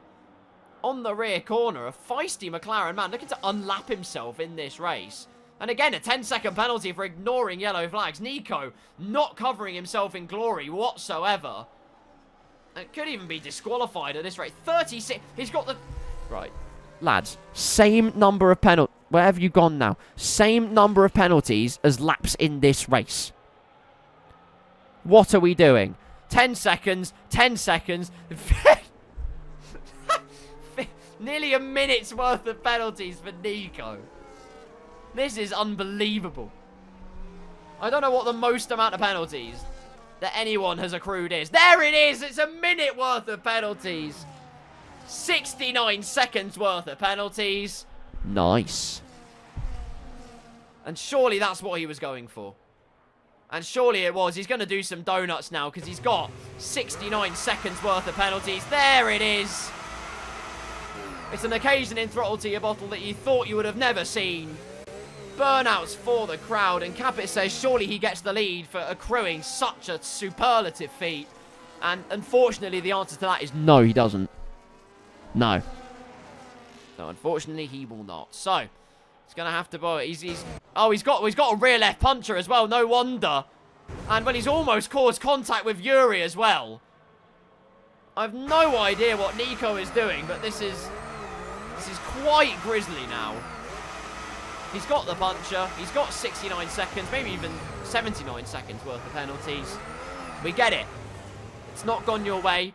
You don't need to nearly batter one of the leading trio out of the race. That's the last thing we need to see. Lap number 20 in Throttle Till Your Bottle. Predictions. Who wins from here? That's the big question. We are waiting for Simply and William to make his way to the back of the safety car queue. They've pit onto fresh hard compound tyres. Of course, racing completely neutralised any advantage that Chalderby would have had over Infinity, that Yuri, the deficit he had to make up. All of that has been eroded. Safso might not have had great pace in that first hard compound tyre stint, but perhaps there is another reprieve waiting the championship leader's way. Nico retires from the session. And that concludes a very, well, what's the word I'm looking for? A mortifying Mexican Grand Prix. Hello, Avectus. Well, well, well indeed. How are you? Good to see you here.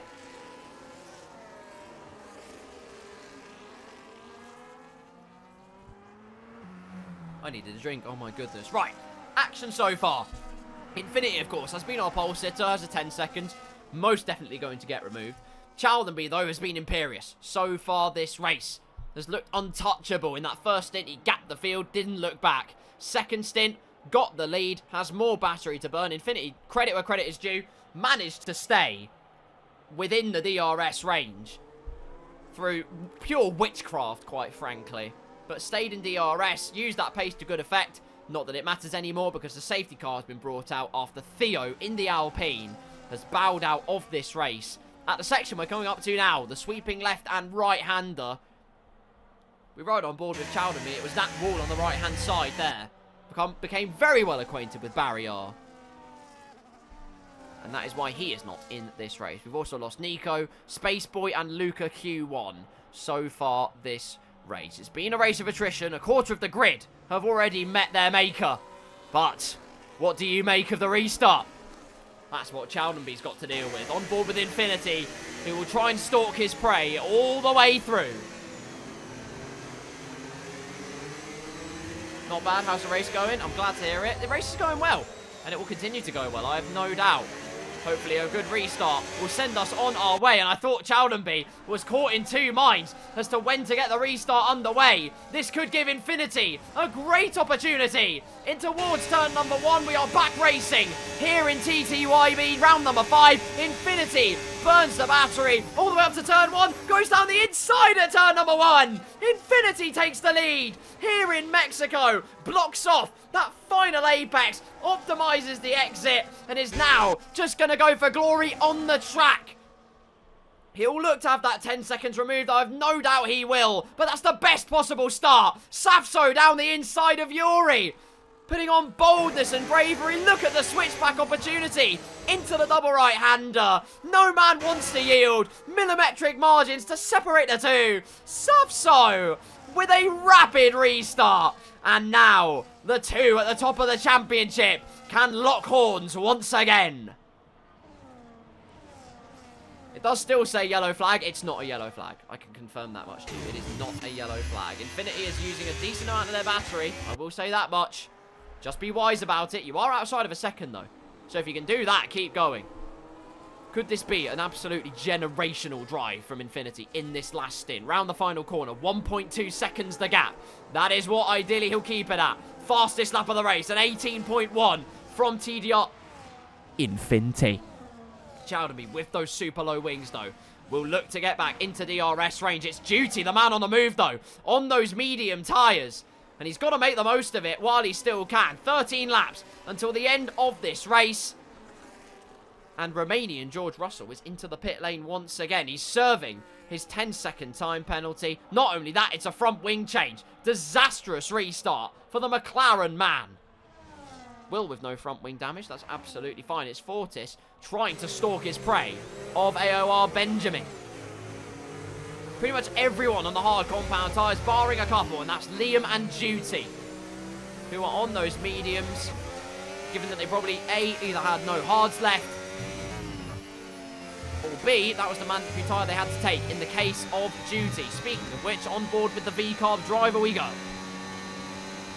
1.3 the gap. Infinity is holding the gap up at the front. That's what he needs to do. This is the section where he usually flourishes. Keeps it about even Stevens with Chowdenby on this occasion, but that is where he can really gain the time. The technical and twisty sections are 17.9. Almost as fastest lap, but by 300ths, Duty takes it. No real surprise there in the V-Carb camp. Has the DRS on Safso, getting his way out of the slipstream. Very, very easy to overheat the engine in Mexico. It's Fortis, the man on the move, though. The man that is 4th in the championship currently moves his way past AOR Benjamin into P9, with 3rd in the championship right ahead of him. Or was 3rd in the championship going into this week. Whether that remains is another story entirely. Nico says, at least I got a fan by doing that. Well, there you go. He didn't get damaged, so as long as they get the pen removed. Yeah, quite right. Stewards will look into this race from your part. Ah. The almighty hammer of Beaksy has spoken. Beware. Lap 24. We're 2/3 of the way through the race. But this is where the advantage falls to Chowdenby. The lower wings was within DRS anyway. It's got a purple Sector 2 to their name as well. And now it is just Recharge Central. That was very, very close. Recharge Central. Holy moly. That was unintentional. Chowdenby through the final corner. On to lap number 24. Capit says it's a good run, gents. Yuri sets the fastest lap of the race to 17.7. The lap's just getting faster and faster. However, one person is turning into a rocket ship in a straight line. That man is Chowdenby. Looks to the inside. Will not make the move, but rear locking from Infinity. Pushing the rear of the car to the ragged edge and beyond. Side by side, but gets an excellent exit Out of turn number 3, could Safso have a nibble potentially? Not in this particular instance, it's Duty who pulls to the inside. On his softer compound, the more he stays behind Safso, the more that his tyres erode away in terms of peak performance. And the more of an impetus Yuri will have to say, get out of the way, mate. Penalty for Kev. We've removed our man with 79 seconds worth of penalties, but we're up to 19 seconds again. Natural order has almost been restored on that front. Top 5. Separated by under 2 seconds currently. Absolutely unbelievable. Mackey's there as well.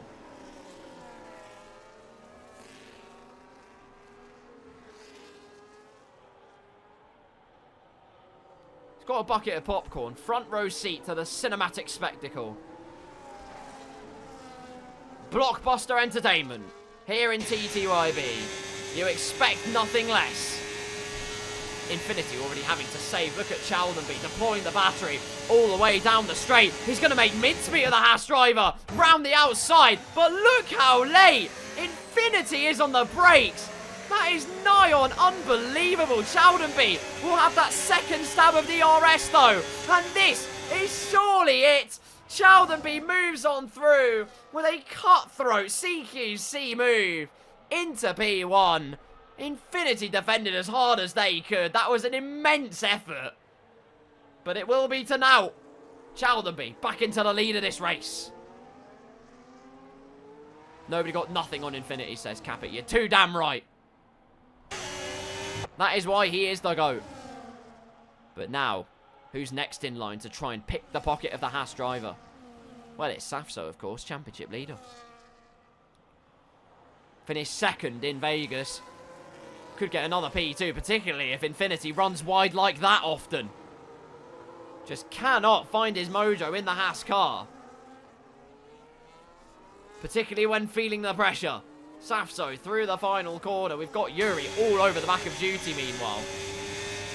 And the lap times were insanely fast previously, already down into the 19th. That's how brutal the tyre wear is and how much pace you lose. Safso and Infinity, I'm tempted to say, running relatively similar wings. Based on that straight line speed performance, Chaldenby's wings were just ridiculous. Equally, Infinity with the DRS themselves. So it's a question of can Chaldenby break the DRS, and if so, how much pace do they have in reserve as the V-Carbs do a swap. Yuri through on Duty. Didn't look like Duty put up too much of a fight. Yuri through, and the Dutch duo, 4 and 5, and so it remains. Tanidran down the inside of Liam meanwhile. Hard compound tyres are reigning supreme. And through into P4 goes the Ferrari. Oh no! That is a 3-second time penalty for Infinity. And that is less than ideal, I will be honest with you. Because that opens up the opportunity for 1, 2, 3 drivers, should they stay within the range that they're currently in. All 3 of them, as wide goes Duty, will pick up a position for free.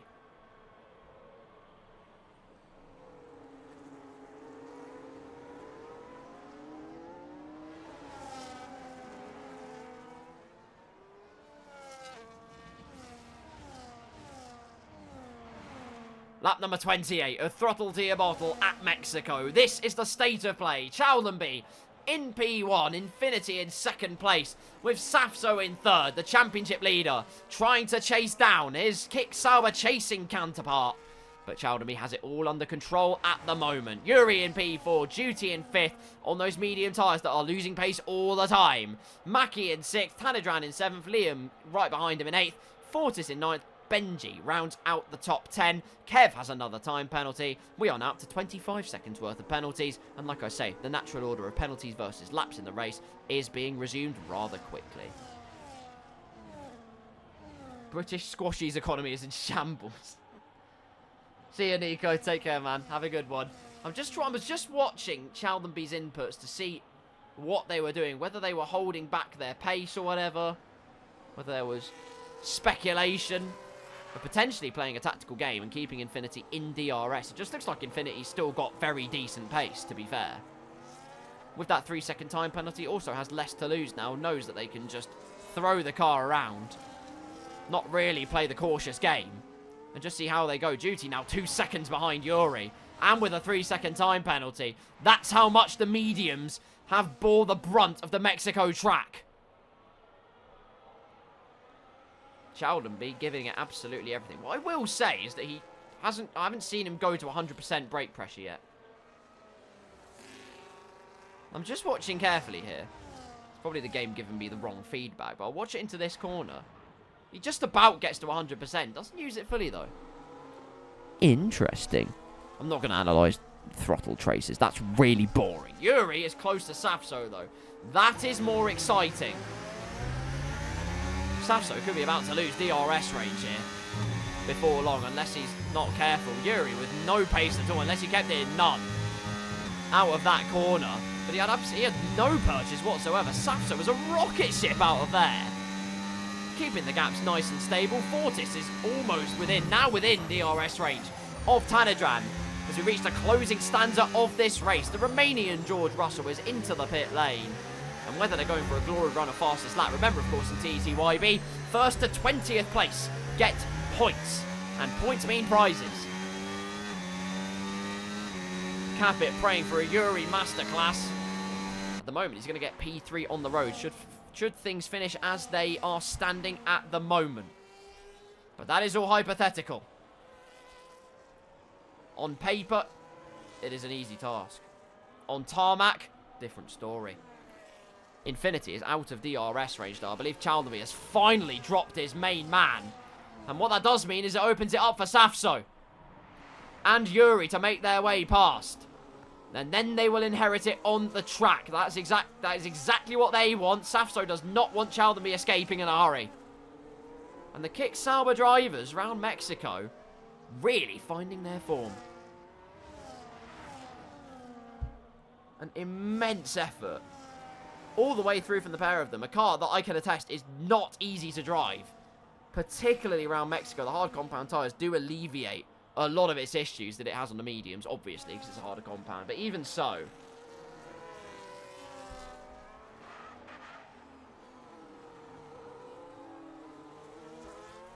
this is where he could gain the advantage. No way did Infinity get DRS. You have to be joking. Did he actually get it? He's got no battery at all. Safso's got 40% in comparison. So it could still be an opportunity for the Kick Sauber driver. DRS, ERS, pretty much all the way up to turn 1. Has to switch it off, though. Infinity, by the skin of their teeth, lives to fight another day. On lap number 31, Safso has to wait in behind for the opportunity to open up again. It's this battle, though. Fortis versus Tanedran. Fortis feeling brave. I'll tell you what, that is very brave on the brakes. Very close to dicing with the diffuser of Tanedran. No harm done. On they carry. Absolutely excellent. Almost 5 tours away. In fact, 5.5 tours away, if you want to be specific and pedantic, away from the end of this race. And Infinity is not regaining DRS. There is no way. There is just no way. I refuse to believe. Unless Chaldenby's playing it super tactically and keeping Infinity in DRS range, in which case that is very smart. And stops Safso from actually overtaking him. And therefore having a chance against Chaldenby altogether. Infinity is still catching up, by the way, through the hairpin section. I'm debating. Well, never mind. He's not got DRS. He might well be finished. Safso, then, with DRS, has an insane amount of battery to burn. Infinity, how much have they got? Not enough. Let's put it that way. Not enough. So no friendly DRS holdings from the first Kick Sauber, which means the second Kick Sauber can gobble up his prey. Defend all you want. Resistance is futile, or is it? Because Infinity, we see them do it so many times. Brake so incredibly late for turn number 1. They have no battery to burn, though. Safso plays the patient game. Through he goes. In fact, Yuri could go through as well. Down the inside, shows the nose again. Infinity, take a bow. Boldness on the brakes beyond the Call of Duty. Complete confidence on the defence. Cabot saying ankle snatching for the love of the game. Yuri is not dead, Arthurway. I can confirm. I can confirm that is the case. Safso through. 2.2 seconds the gap to Chaldenby. Who, I'll be honest, Doesn't look like shipping this lead, this race. It's looked in complete control at Mexico City. 2.5 seconds to gap. Infinity remaining very, very close to Safso. Safso with that much more battery to burn, though. Infinity is right under his diffuser. And is going to use that DRS.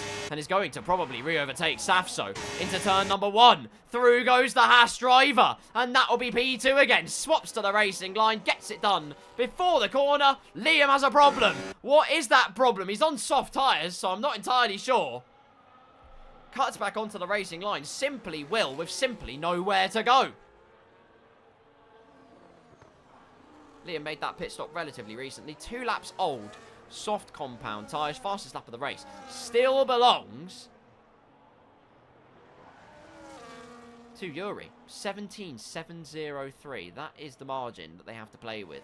Infinity then looks to escape once again. Safso not finding the full force of pace they might have been hoping for at Mexico. Perhaps a bit of a bogey track for the Kick Sauber driver. Regardless, it looks to be a surefire podium in any case. Liam shows the nose to the inside, but it's simply Will who, well, signs, seals and delivers a move into the top 10. Cracking stuff. If only he didn't have the 3-second pen. Quite right. See you, Arthur. Take care, man. All the best, my friend. Liam with a 3-second time penalty, meanwhile. And back to the leads, ladies and gentlemen. Chaldenby, your race leader. In the background, you see his teammate Safso move through into P2 in this race. And this time getting the move done before having to make squabbles with Infinity. Through this first slaloming section, another 3-second time penalty for Liam. Duty into the pits, meanwhile. Medium tyres were not going to make the end. He's at least going to go for a fastest lap run, which is good news for him. McLaren ahead of him as well. Romanian George Russell makes his way out of the pits at the same time. Will be immediately shown the blue flags and told to scoot on aside. 3.1 seconds the gap. Like I say, I've said it many times this race. I will say it again. It has been a invincible performance from Chaldenby in race conditions. Simply sublime from the word go. Took the lead early on. Had to redo it. Infinity got the lead at the restart. Oh, simply Will's got no front wing. And Liam's got damage on the diffuser as well. And could there be some controversy between these two yet? Let's find out. Overtake from Liam. He remains side by side. And well, is slowing down here. It could be head loss for Liam. I'm not entirely sure. Going very slowly behind Simply Will. Is there a penultimate lap drama to do? Nope, still remaining behind. There's a biff in the diffuser. Heads might have been lost here. Infinity goes through on Safso. Could Yuri also get him? Tanidram with a 3-second time penalty, however. That is big, big news for these two behind. Fortis and Benji. They'll both inherit a free position. They'll say thank you very much. That's a free place to the account. Fortis just isn't going to fight it. There's no point. There's a position to inherit anyway. Safso diligently defends from Yuri.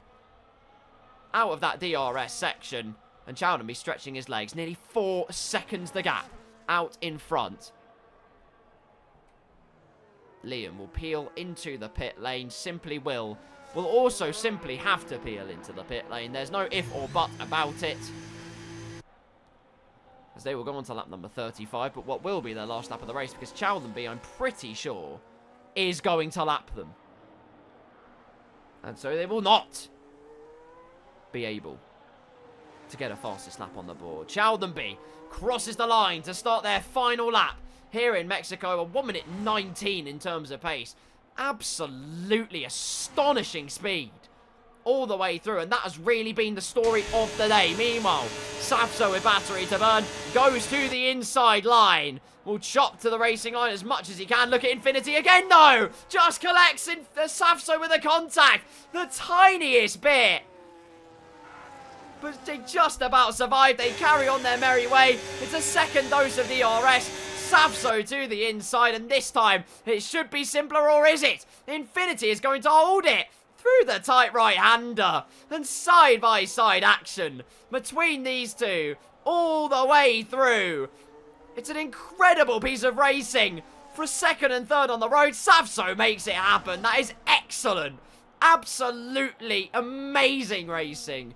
While all that is happening, though, and while Yuri could make moves yet, a word for this man. Credit to Chaldenby. Imperious in race format. It's going to be another win in Season 3. It's going to be a much-needed points gain at the top of the championship. After dismay in F2, it's delight in the F1 cars. Chaldenby wins in Mexico. Savso across the line for P2. Yuri goes through at the final corner. That is exceptional. And you know what? Infinity might have had that 10-second penalty. He's going to stay. No, he's not. No, he's not, because he had a 3-second penalty as well. But he gets that 10 seconds removed. He probably finishes P4. Mackie finishes in P4. On the road as it stands, though. Tanidran crosses the line. However, Fortis and Benji will inherit places. That is 6th and 7th for them. And, well, people already throwing their hat in the ring for driver of the day. I think, like Cabot says, you're hard-pressed to find only, well, other than one man this race. Chaldenby.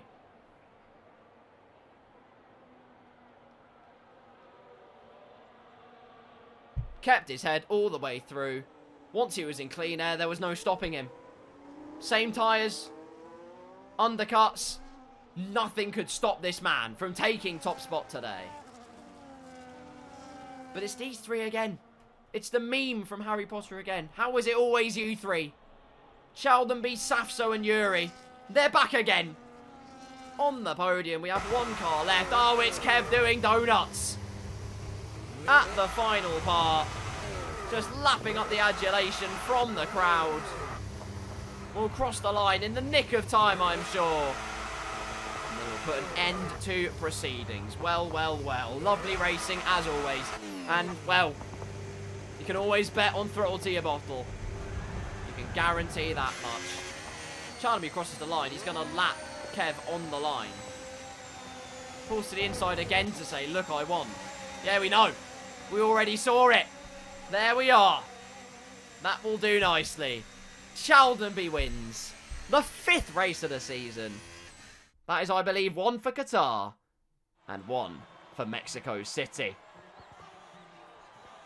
Well, that is a celebration, certainly. Like I say, cutthroat from the championship chaser. It's kicked Sauber 1-2 again. They're going to run away in the Constructors even more. Perfection personified in a season. The British duo in the Swiss team. You'd think it'd be neutral. The flag is a big plus, I'll tell you that much for free.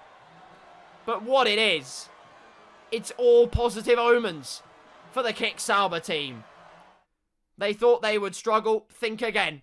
They are absolutely on it. Cleanest driver, meanwhile. Point goes to Benji. Congratulations, Benjamin, for not only driver of the day for the game, but also cleanest driver. Duty with the fastest lap. Your race winner, though, is Chaldenby. It's a 1-2 for Kick Sauber once again, with Yuri in P3, Mackie in 4th, Infinity in 5th, Fortis 6th, Benjamin 7th, Tanidran in 8th, Duty in 9th, Simply William rounds out the top 10. Liam, Kev round out our finishing order, and then it's Theo, Nico, Spaceboy, and Luca Q1, who didn't make the end of the race. Well, there we go. What a day, ladies and gentlemen. What a day. And, well, all there is to say is, are we doing... I don't know if we are doing interviews, to be honest with you, but if we are, happy days. Let's find some people. Interviews. Yes. There we go.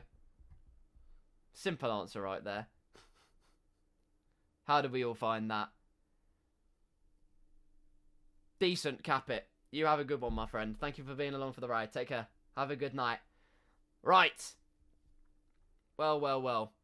There was big contract. Who do I want? Who do I want?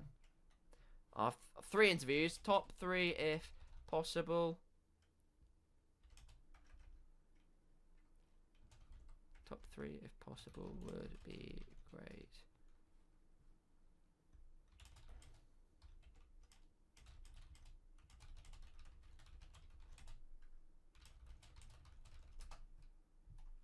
There we go. That'll do it. We'll see if the top 3 are willing to throw their hat into the ring. If not, then we might talk to some other people. Oh, what a race. What a race. This is why you keep coming back here. And this is why I need to be more consistent. It's still going to be a struggle for a while. But this is why I need to be more consistent.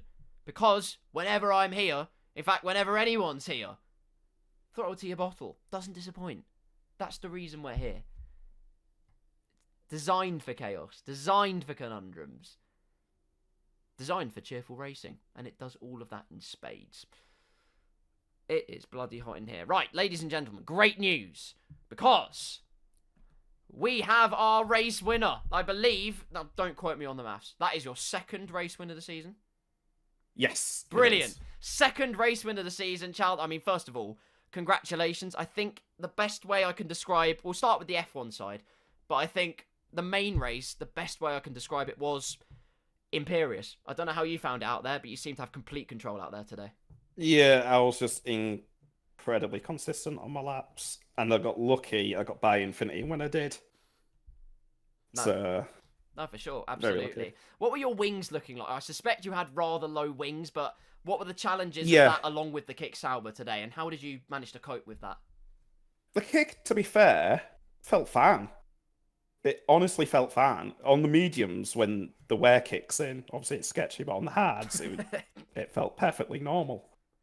So, yeah, and I did have like low wings. I think I was running like 11-10, something like that.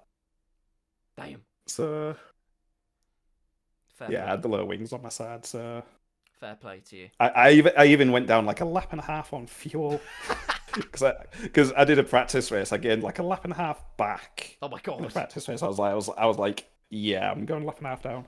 So I think that helps with my extended my medium stint a couple of laps, a lap or two. Sorry.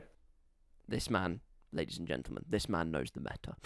Now, let's cast on a short view back towards the past. The F2 race, the sprint race. Oh God! How don't did get you me find that? started. Obviously, it got a lot better for you towards the end. It seemed like the beginning was rather touch and go. Just talk us through that on your side.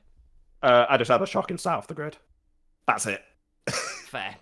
And if I didn't have that shocking start, I probably would have been in contention for the win.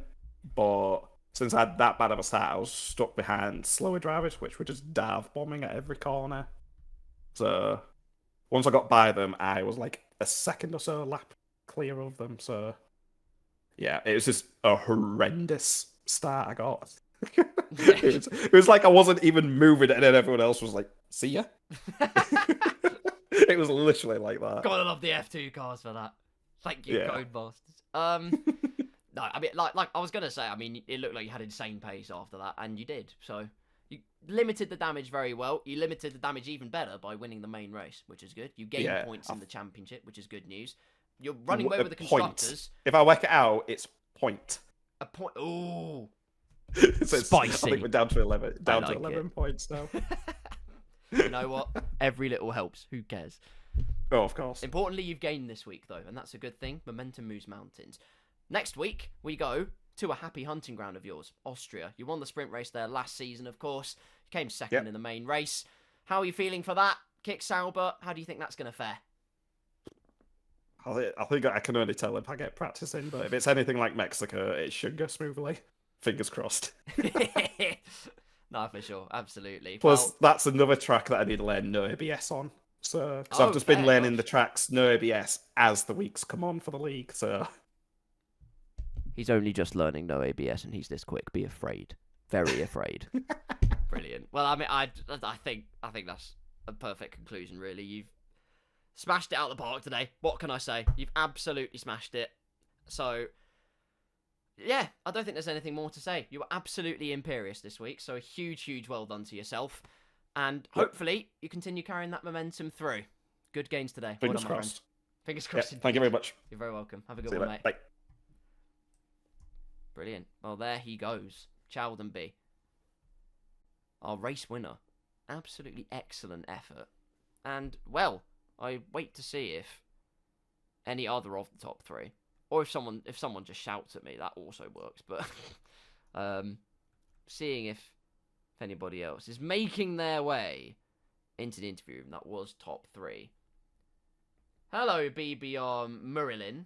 Hope you're doing well. It's not an open lobby. It is a racing league. There are sign-ups. I think there's commands you can use, such as like exclamation mark Discord or something like that. And if you use that, you find what we do. I only noticed when you said my name's Infinity. Yeah, your name's Infinity. I don't know what to say. Yuri, welcome in. Third place man on the road. That's well, I don't know. I don't really know what to say other than, firstly, well done on the podium. Great stuff for yourself. Thank you. Did you feel like the race win could have potentially been on today? I don't know. I feel like that's a question I'll put into the air for yourself. But did you feel like you maximised the potential today? Maybe I could have gone to go for P2, but I think that the first place was already going to Chris at the end of the race when Infinity was holding Cesar and me up. No, for sure, absolutely. I also want to. I asked Chris this as well when he was in here. But what wings were you running there today? Because he was running ridiculously low wings. So I'm just trying to gauge what kind of compromises you made based on the car you had, or whether there was a certain plan in mind for today. I think I was running 12.8 wings. Oh, damn, pretty similar. Okay. A bit low, but The game's the game. This man knows the meta. Yeah. I respect it. Good stuff. Well, how did you find the V car out there today? I feel like this would be quite a decent car to have around Mexico because of the way that the handling's biased. But how did you find it on your side? it was pretty stable. No really slides, otherwise the exit of the corners, but it felt really good. Yeah. Excellent. Good stuff. I would ask a question about the sprint race, but I don't think we need to talk about that. So let's move on to another question. That question being, it's Austria next week. Austrian Grand Prix. Seems like you have a decent hunting ground round there. You've got the V-carb again for it. So, feeling confident for it? Yeah, I am. But it's a different game with the realistic cars, so it might be different this time around. We shall soon see. We shall soon see indeed. Well, I have faith in you. You've got great pace. You're on the podium again. Well, like I say, the sprint didn't happen, but the main race did happen. You had a great result. And you know what? Austria, feel it in the air. You're gonna do well, my friend. So, congratulations, Yuri. Thank you for taking the time to come in. And hopefully, see you next week. See ya. Bye-bye. Take care, man. All the best. Brilliant. Well, there we go. I forgot to deafen myself as well. He just listened to me waffle on about, I don't even know, about Infinity. That's not ideal. Well, we have time for one more interview. I don't know if it is going to be Lesafso or someone else entirely. I don't know. But whoever it is, I very much look forward to it. Arando now? Do you know what? Yes. Is Benji in the chat? I don't know if he is. Benji, would you like an interview? If not, I'll just drag him in anyway, to be honest with you.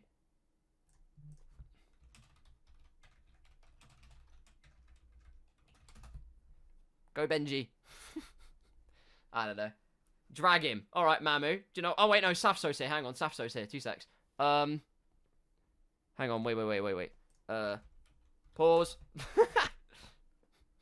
Pause. Right. Let's bring him in, ladies and gentlemen.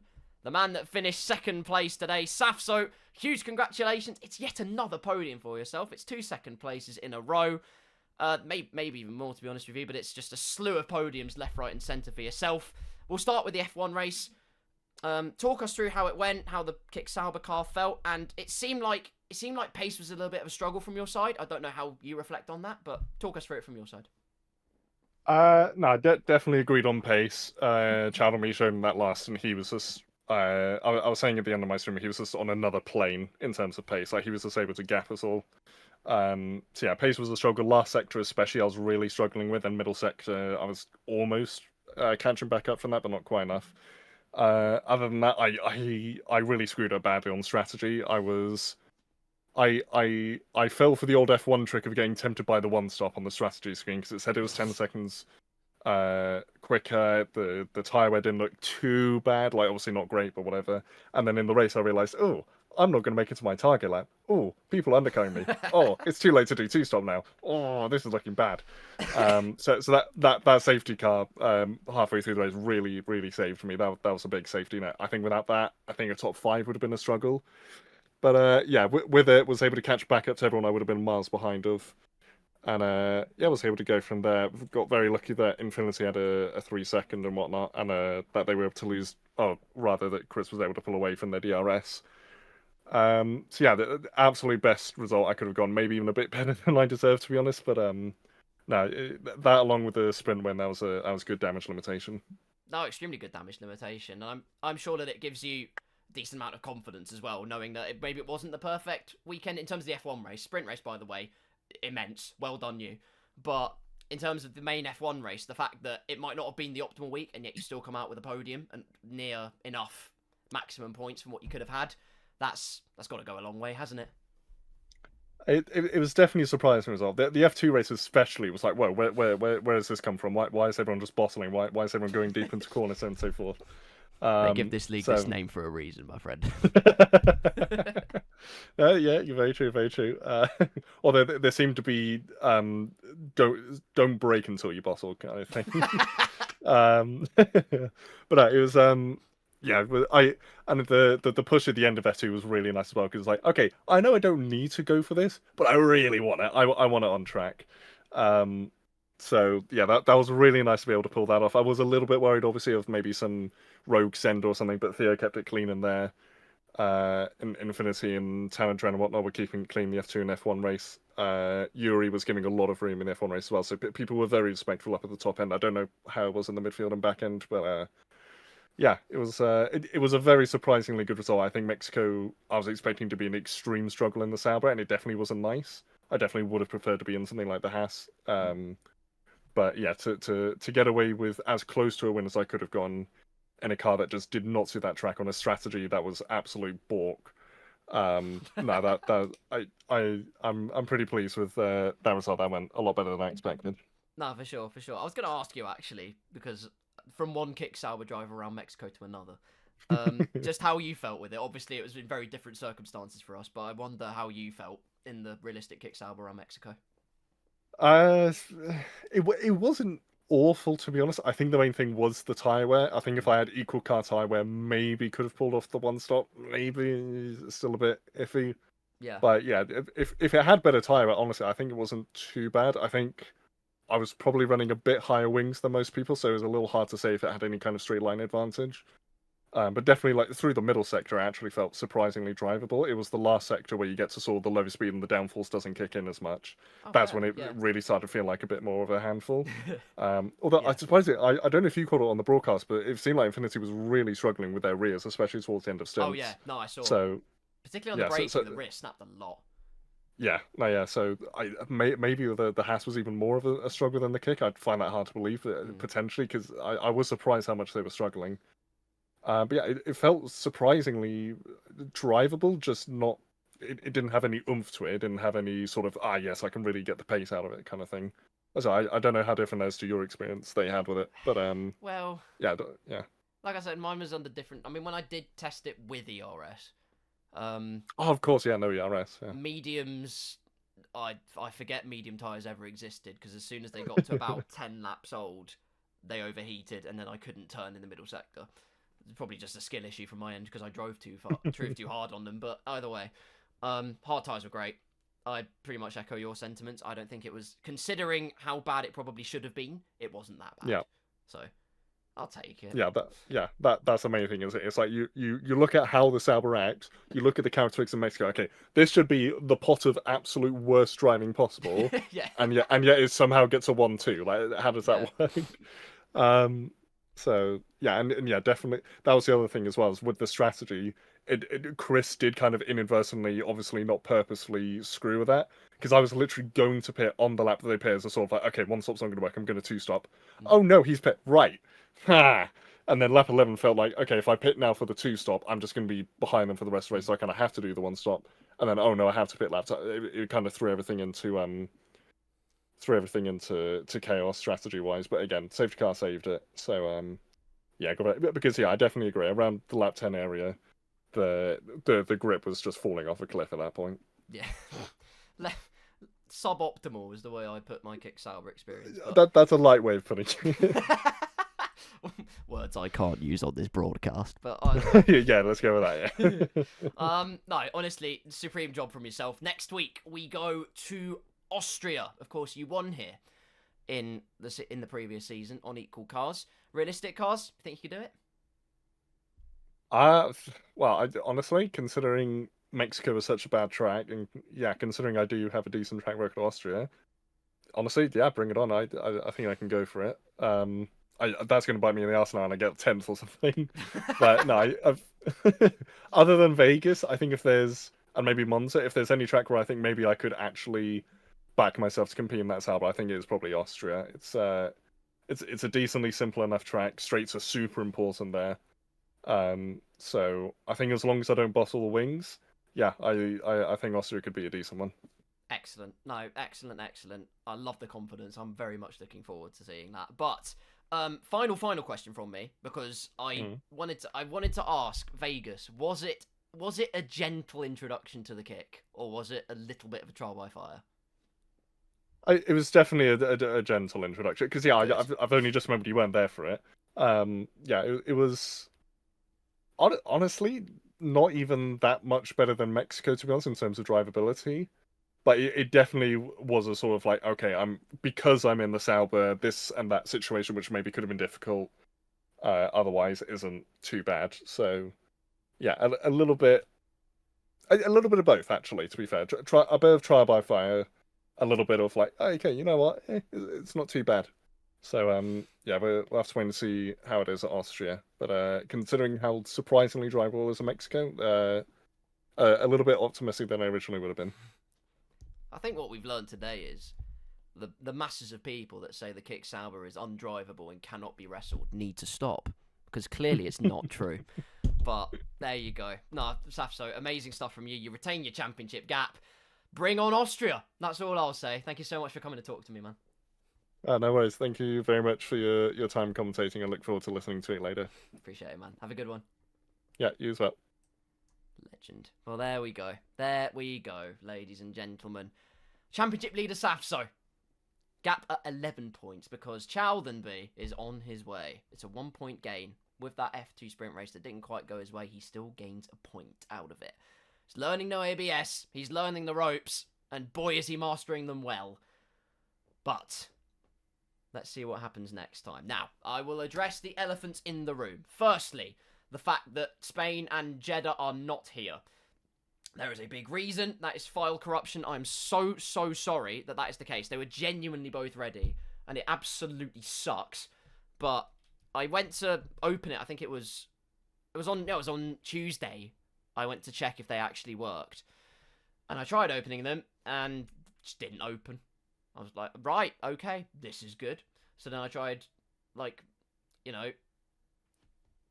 re-rendering, that's it. Re-rendering them, opening it again, no, still corrupted. I was like, well, why is it corrupted then? So then I found that, it's just, I can't even bother to explain the roller coaster. The point is, it sucks. And so I had to re-record every single flipping real full race replay that's out there. Redo the whole thing. It's now all clipped up. Like I say, I just need to commentate over it, and then we are in good stead. It will be coming out in the next 2 weeks, both races. Consider it a Christmas present from me. A very overdue Christmas present, considering when it should have been out, but a Christmas present nonetheless. So it'll be there. I can promise you that much. But what I wanted to show you all, while I'm here, and to close off, is just, the editing's good fun. Yeah, you're quite right, Mamu, until you have to redo stuff. Literally. It is a pain in the backside. Don't like it one bit. Wait a second. Oh my god, does it actually... Hang on, I've just realised something, because this is cloud shared. Oh my god, they're already here. I don't have to do any downloading wizardry. What you are about to watch is a replay, and it's going to be Sneck's replay, okay? So we're going to go and watch it, as you can see. This is what I have to deal with in terms of the full race replays. So, first of all, we load into the race. It's taken its time, but we will get all 33 laps in the Spanish Grand Prix. Now, spot the obvious problem immediately. Position 0 doesn't exist. Why is it highlighting Liam? Why is Sneck not on the left-hand side? That is a great start. However, that doesn't stop there, because let's go on board firstly with Infinity. That's not on board with Infinity. Actually, this bit was really funny. Firstly, because as I play this bit, look, that is Benji's wheel rolling across the track. Sorry, it's not funny. It's not funny, Benji. It's really unfortunate. But either way, look at this. You ready? You steady? Where's Sneck? He is not in the car. And you think I'm losing my mind? No, let's go here. Sneck is literally not in the car. Like, what is this? Why is my man a Spectre? Who let man cook? He's not even in the car and he's still finished P2 in this race. Like, what is even going on? Not only that, though, okay? Not only that. We go back to the beginning of the race. We need to go on board. I can't remember what the change view thing is now. That's bad. It is... Oh, it's apparently right arrow key. So, we're going to watch his steering wheel. That's what we're going to watch next, because apparently, you know, I should watch the steering wheel move. I should see every single one of his inputs. He's not turning anywhere currently. Also watch his gears. Ready? Steering wheel doesn't move. And before you say, oh, Carl, you haven't put steering wheel animation on. No. No. My steering wheel animation is fine. F8, thank you, Infinity. But it gets worse than that. Look at the gears compared to my sound. Why are his gears on strike? Oh no, his gears are actually fine in this case. I'm telling a lie, apparently. No, look, no, wait, no, look, not changing. There you go. Late onset gear changes. So not only are they late onset gear changes, but also he is not in the car. Like, what is this? And the leaderboard is still wrong. Safso's there twice. He's 11th twice. Like, what are we doing? And before you say, oh, it's just down to Sneck's race replay. No, you are quite wrong. Let's head over to another full race replay, just to, you know, compound my misery even more, as we've been up for 2.5 hours. So let's go, you know, over here. We're going to go to, you know, go over to Mamu's POV. There we go.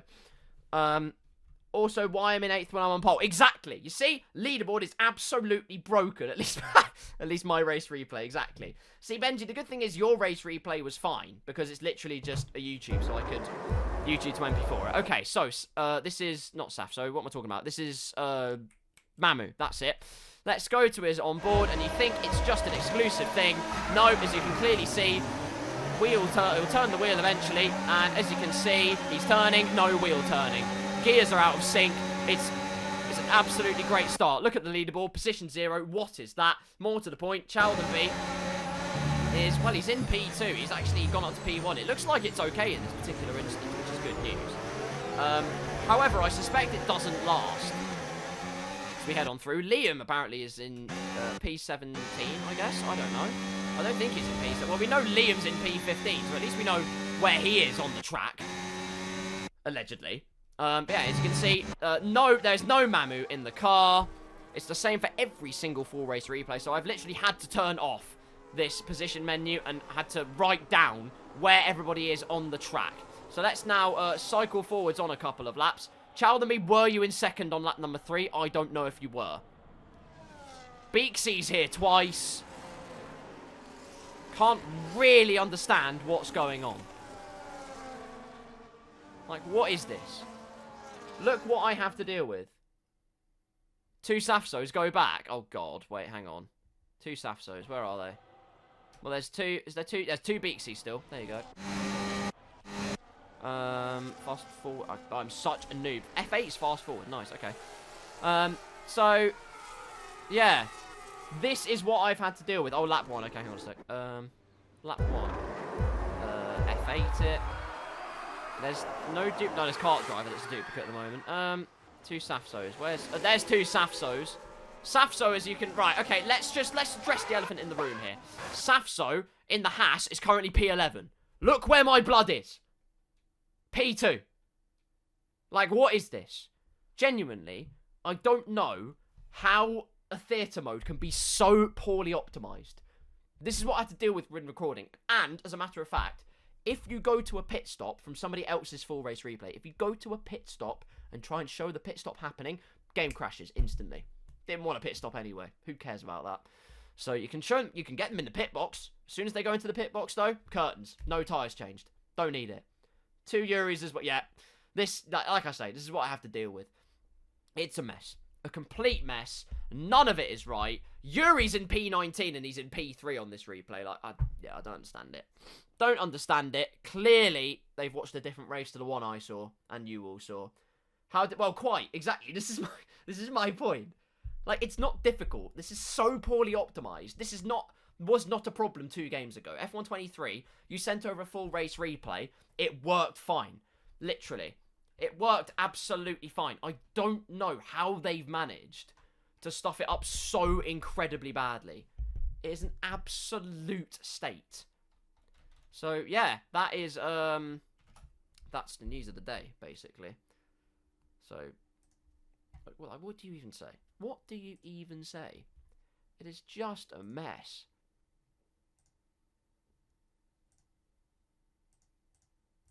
Before I get my facts mixed up, let's just clear it up right now. This is a league I raced in, by the way. I'm P1, hello. This is another league I race in. Just to show you that F123 is completely fine. This is a Ferrari. The guy that edited this is in P9.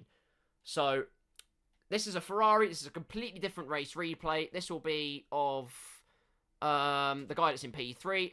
No, it's not. It's the guy that's in P14. But as you can see, that replay is fine. Wheel works. Leaderboard works. There are no problems whatsoever. So I cannot understand for the life of me why this was so problematic 2 games later. Like, honestly. Enough about race replay ranting, though. I'm sorry I won't be there next 2 weeks. I'll be thinking of all of you. I'll put a message, I have no doubt, in TTYB Discord and whatnot. But to everybody that has watched, firstly, a huge thank you for watching the Throttle to Your Bottle show in 2025. It has been wonderful to have you along for the action. If you are enjoying, if you have enjoyed, you aren't following yet, what are you doing? There's a follow button right at the bottom. Tell Alex Albon to join the stream next week. Do you know what? I'll put a good word in. Don't you worry.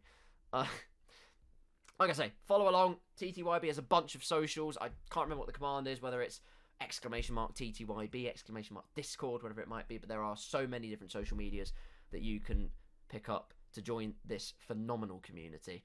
And a huge thank you to them for allowing me to commentate. I am immensely grateful for all of that, honestly. It's an absolute pleasure every Friday that I do. I'm so sorry it's been intermittent for one reason or another, whether that's work related or otherwise. Yeah, I'm sorry it's been intermittent, but I will be back more consistently in 2026 because this is, in theory, the last stream of the Racing League in the year, unless someone else does it. On my end, at least it is, so I'll say it anyway. I wish you all a very, very happy Christmas and the best of New Year's celebrations. I hope 2025 brought you all the happiness it could have brought you. And if it didn't, I hope 2026 is a damn sight better. And I am rooting for you. Trust me. But once again, huge thank you for watching. Huge thank you to TTYB for allowing me to commentate along with the show. Tis an absolute pleasure. And, well, now we just put on the tunes for the final time, at least on my end, for 2025. There's a lot of laughs, really.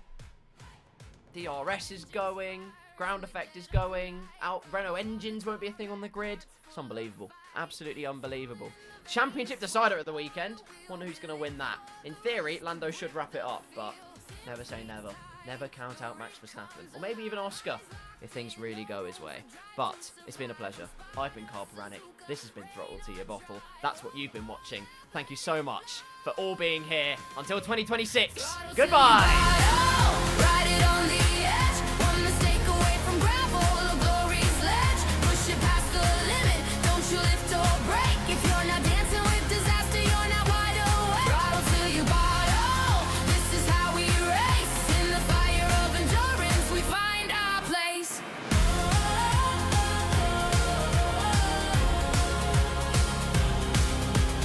Side by side into turn 3. Drafting down the straight like we're born to be. F1 pace with an LMP soul. Pit stop dreams, flat out goals.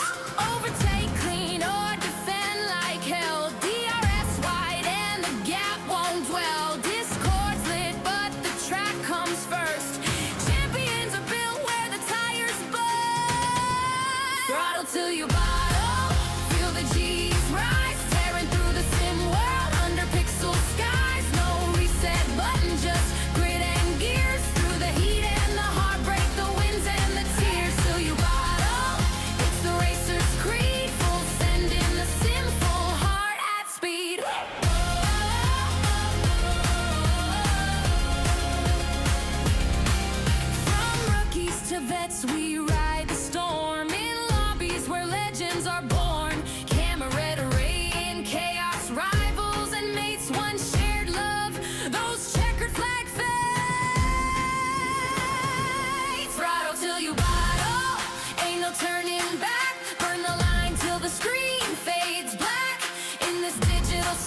this, we change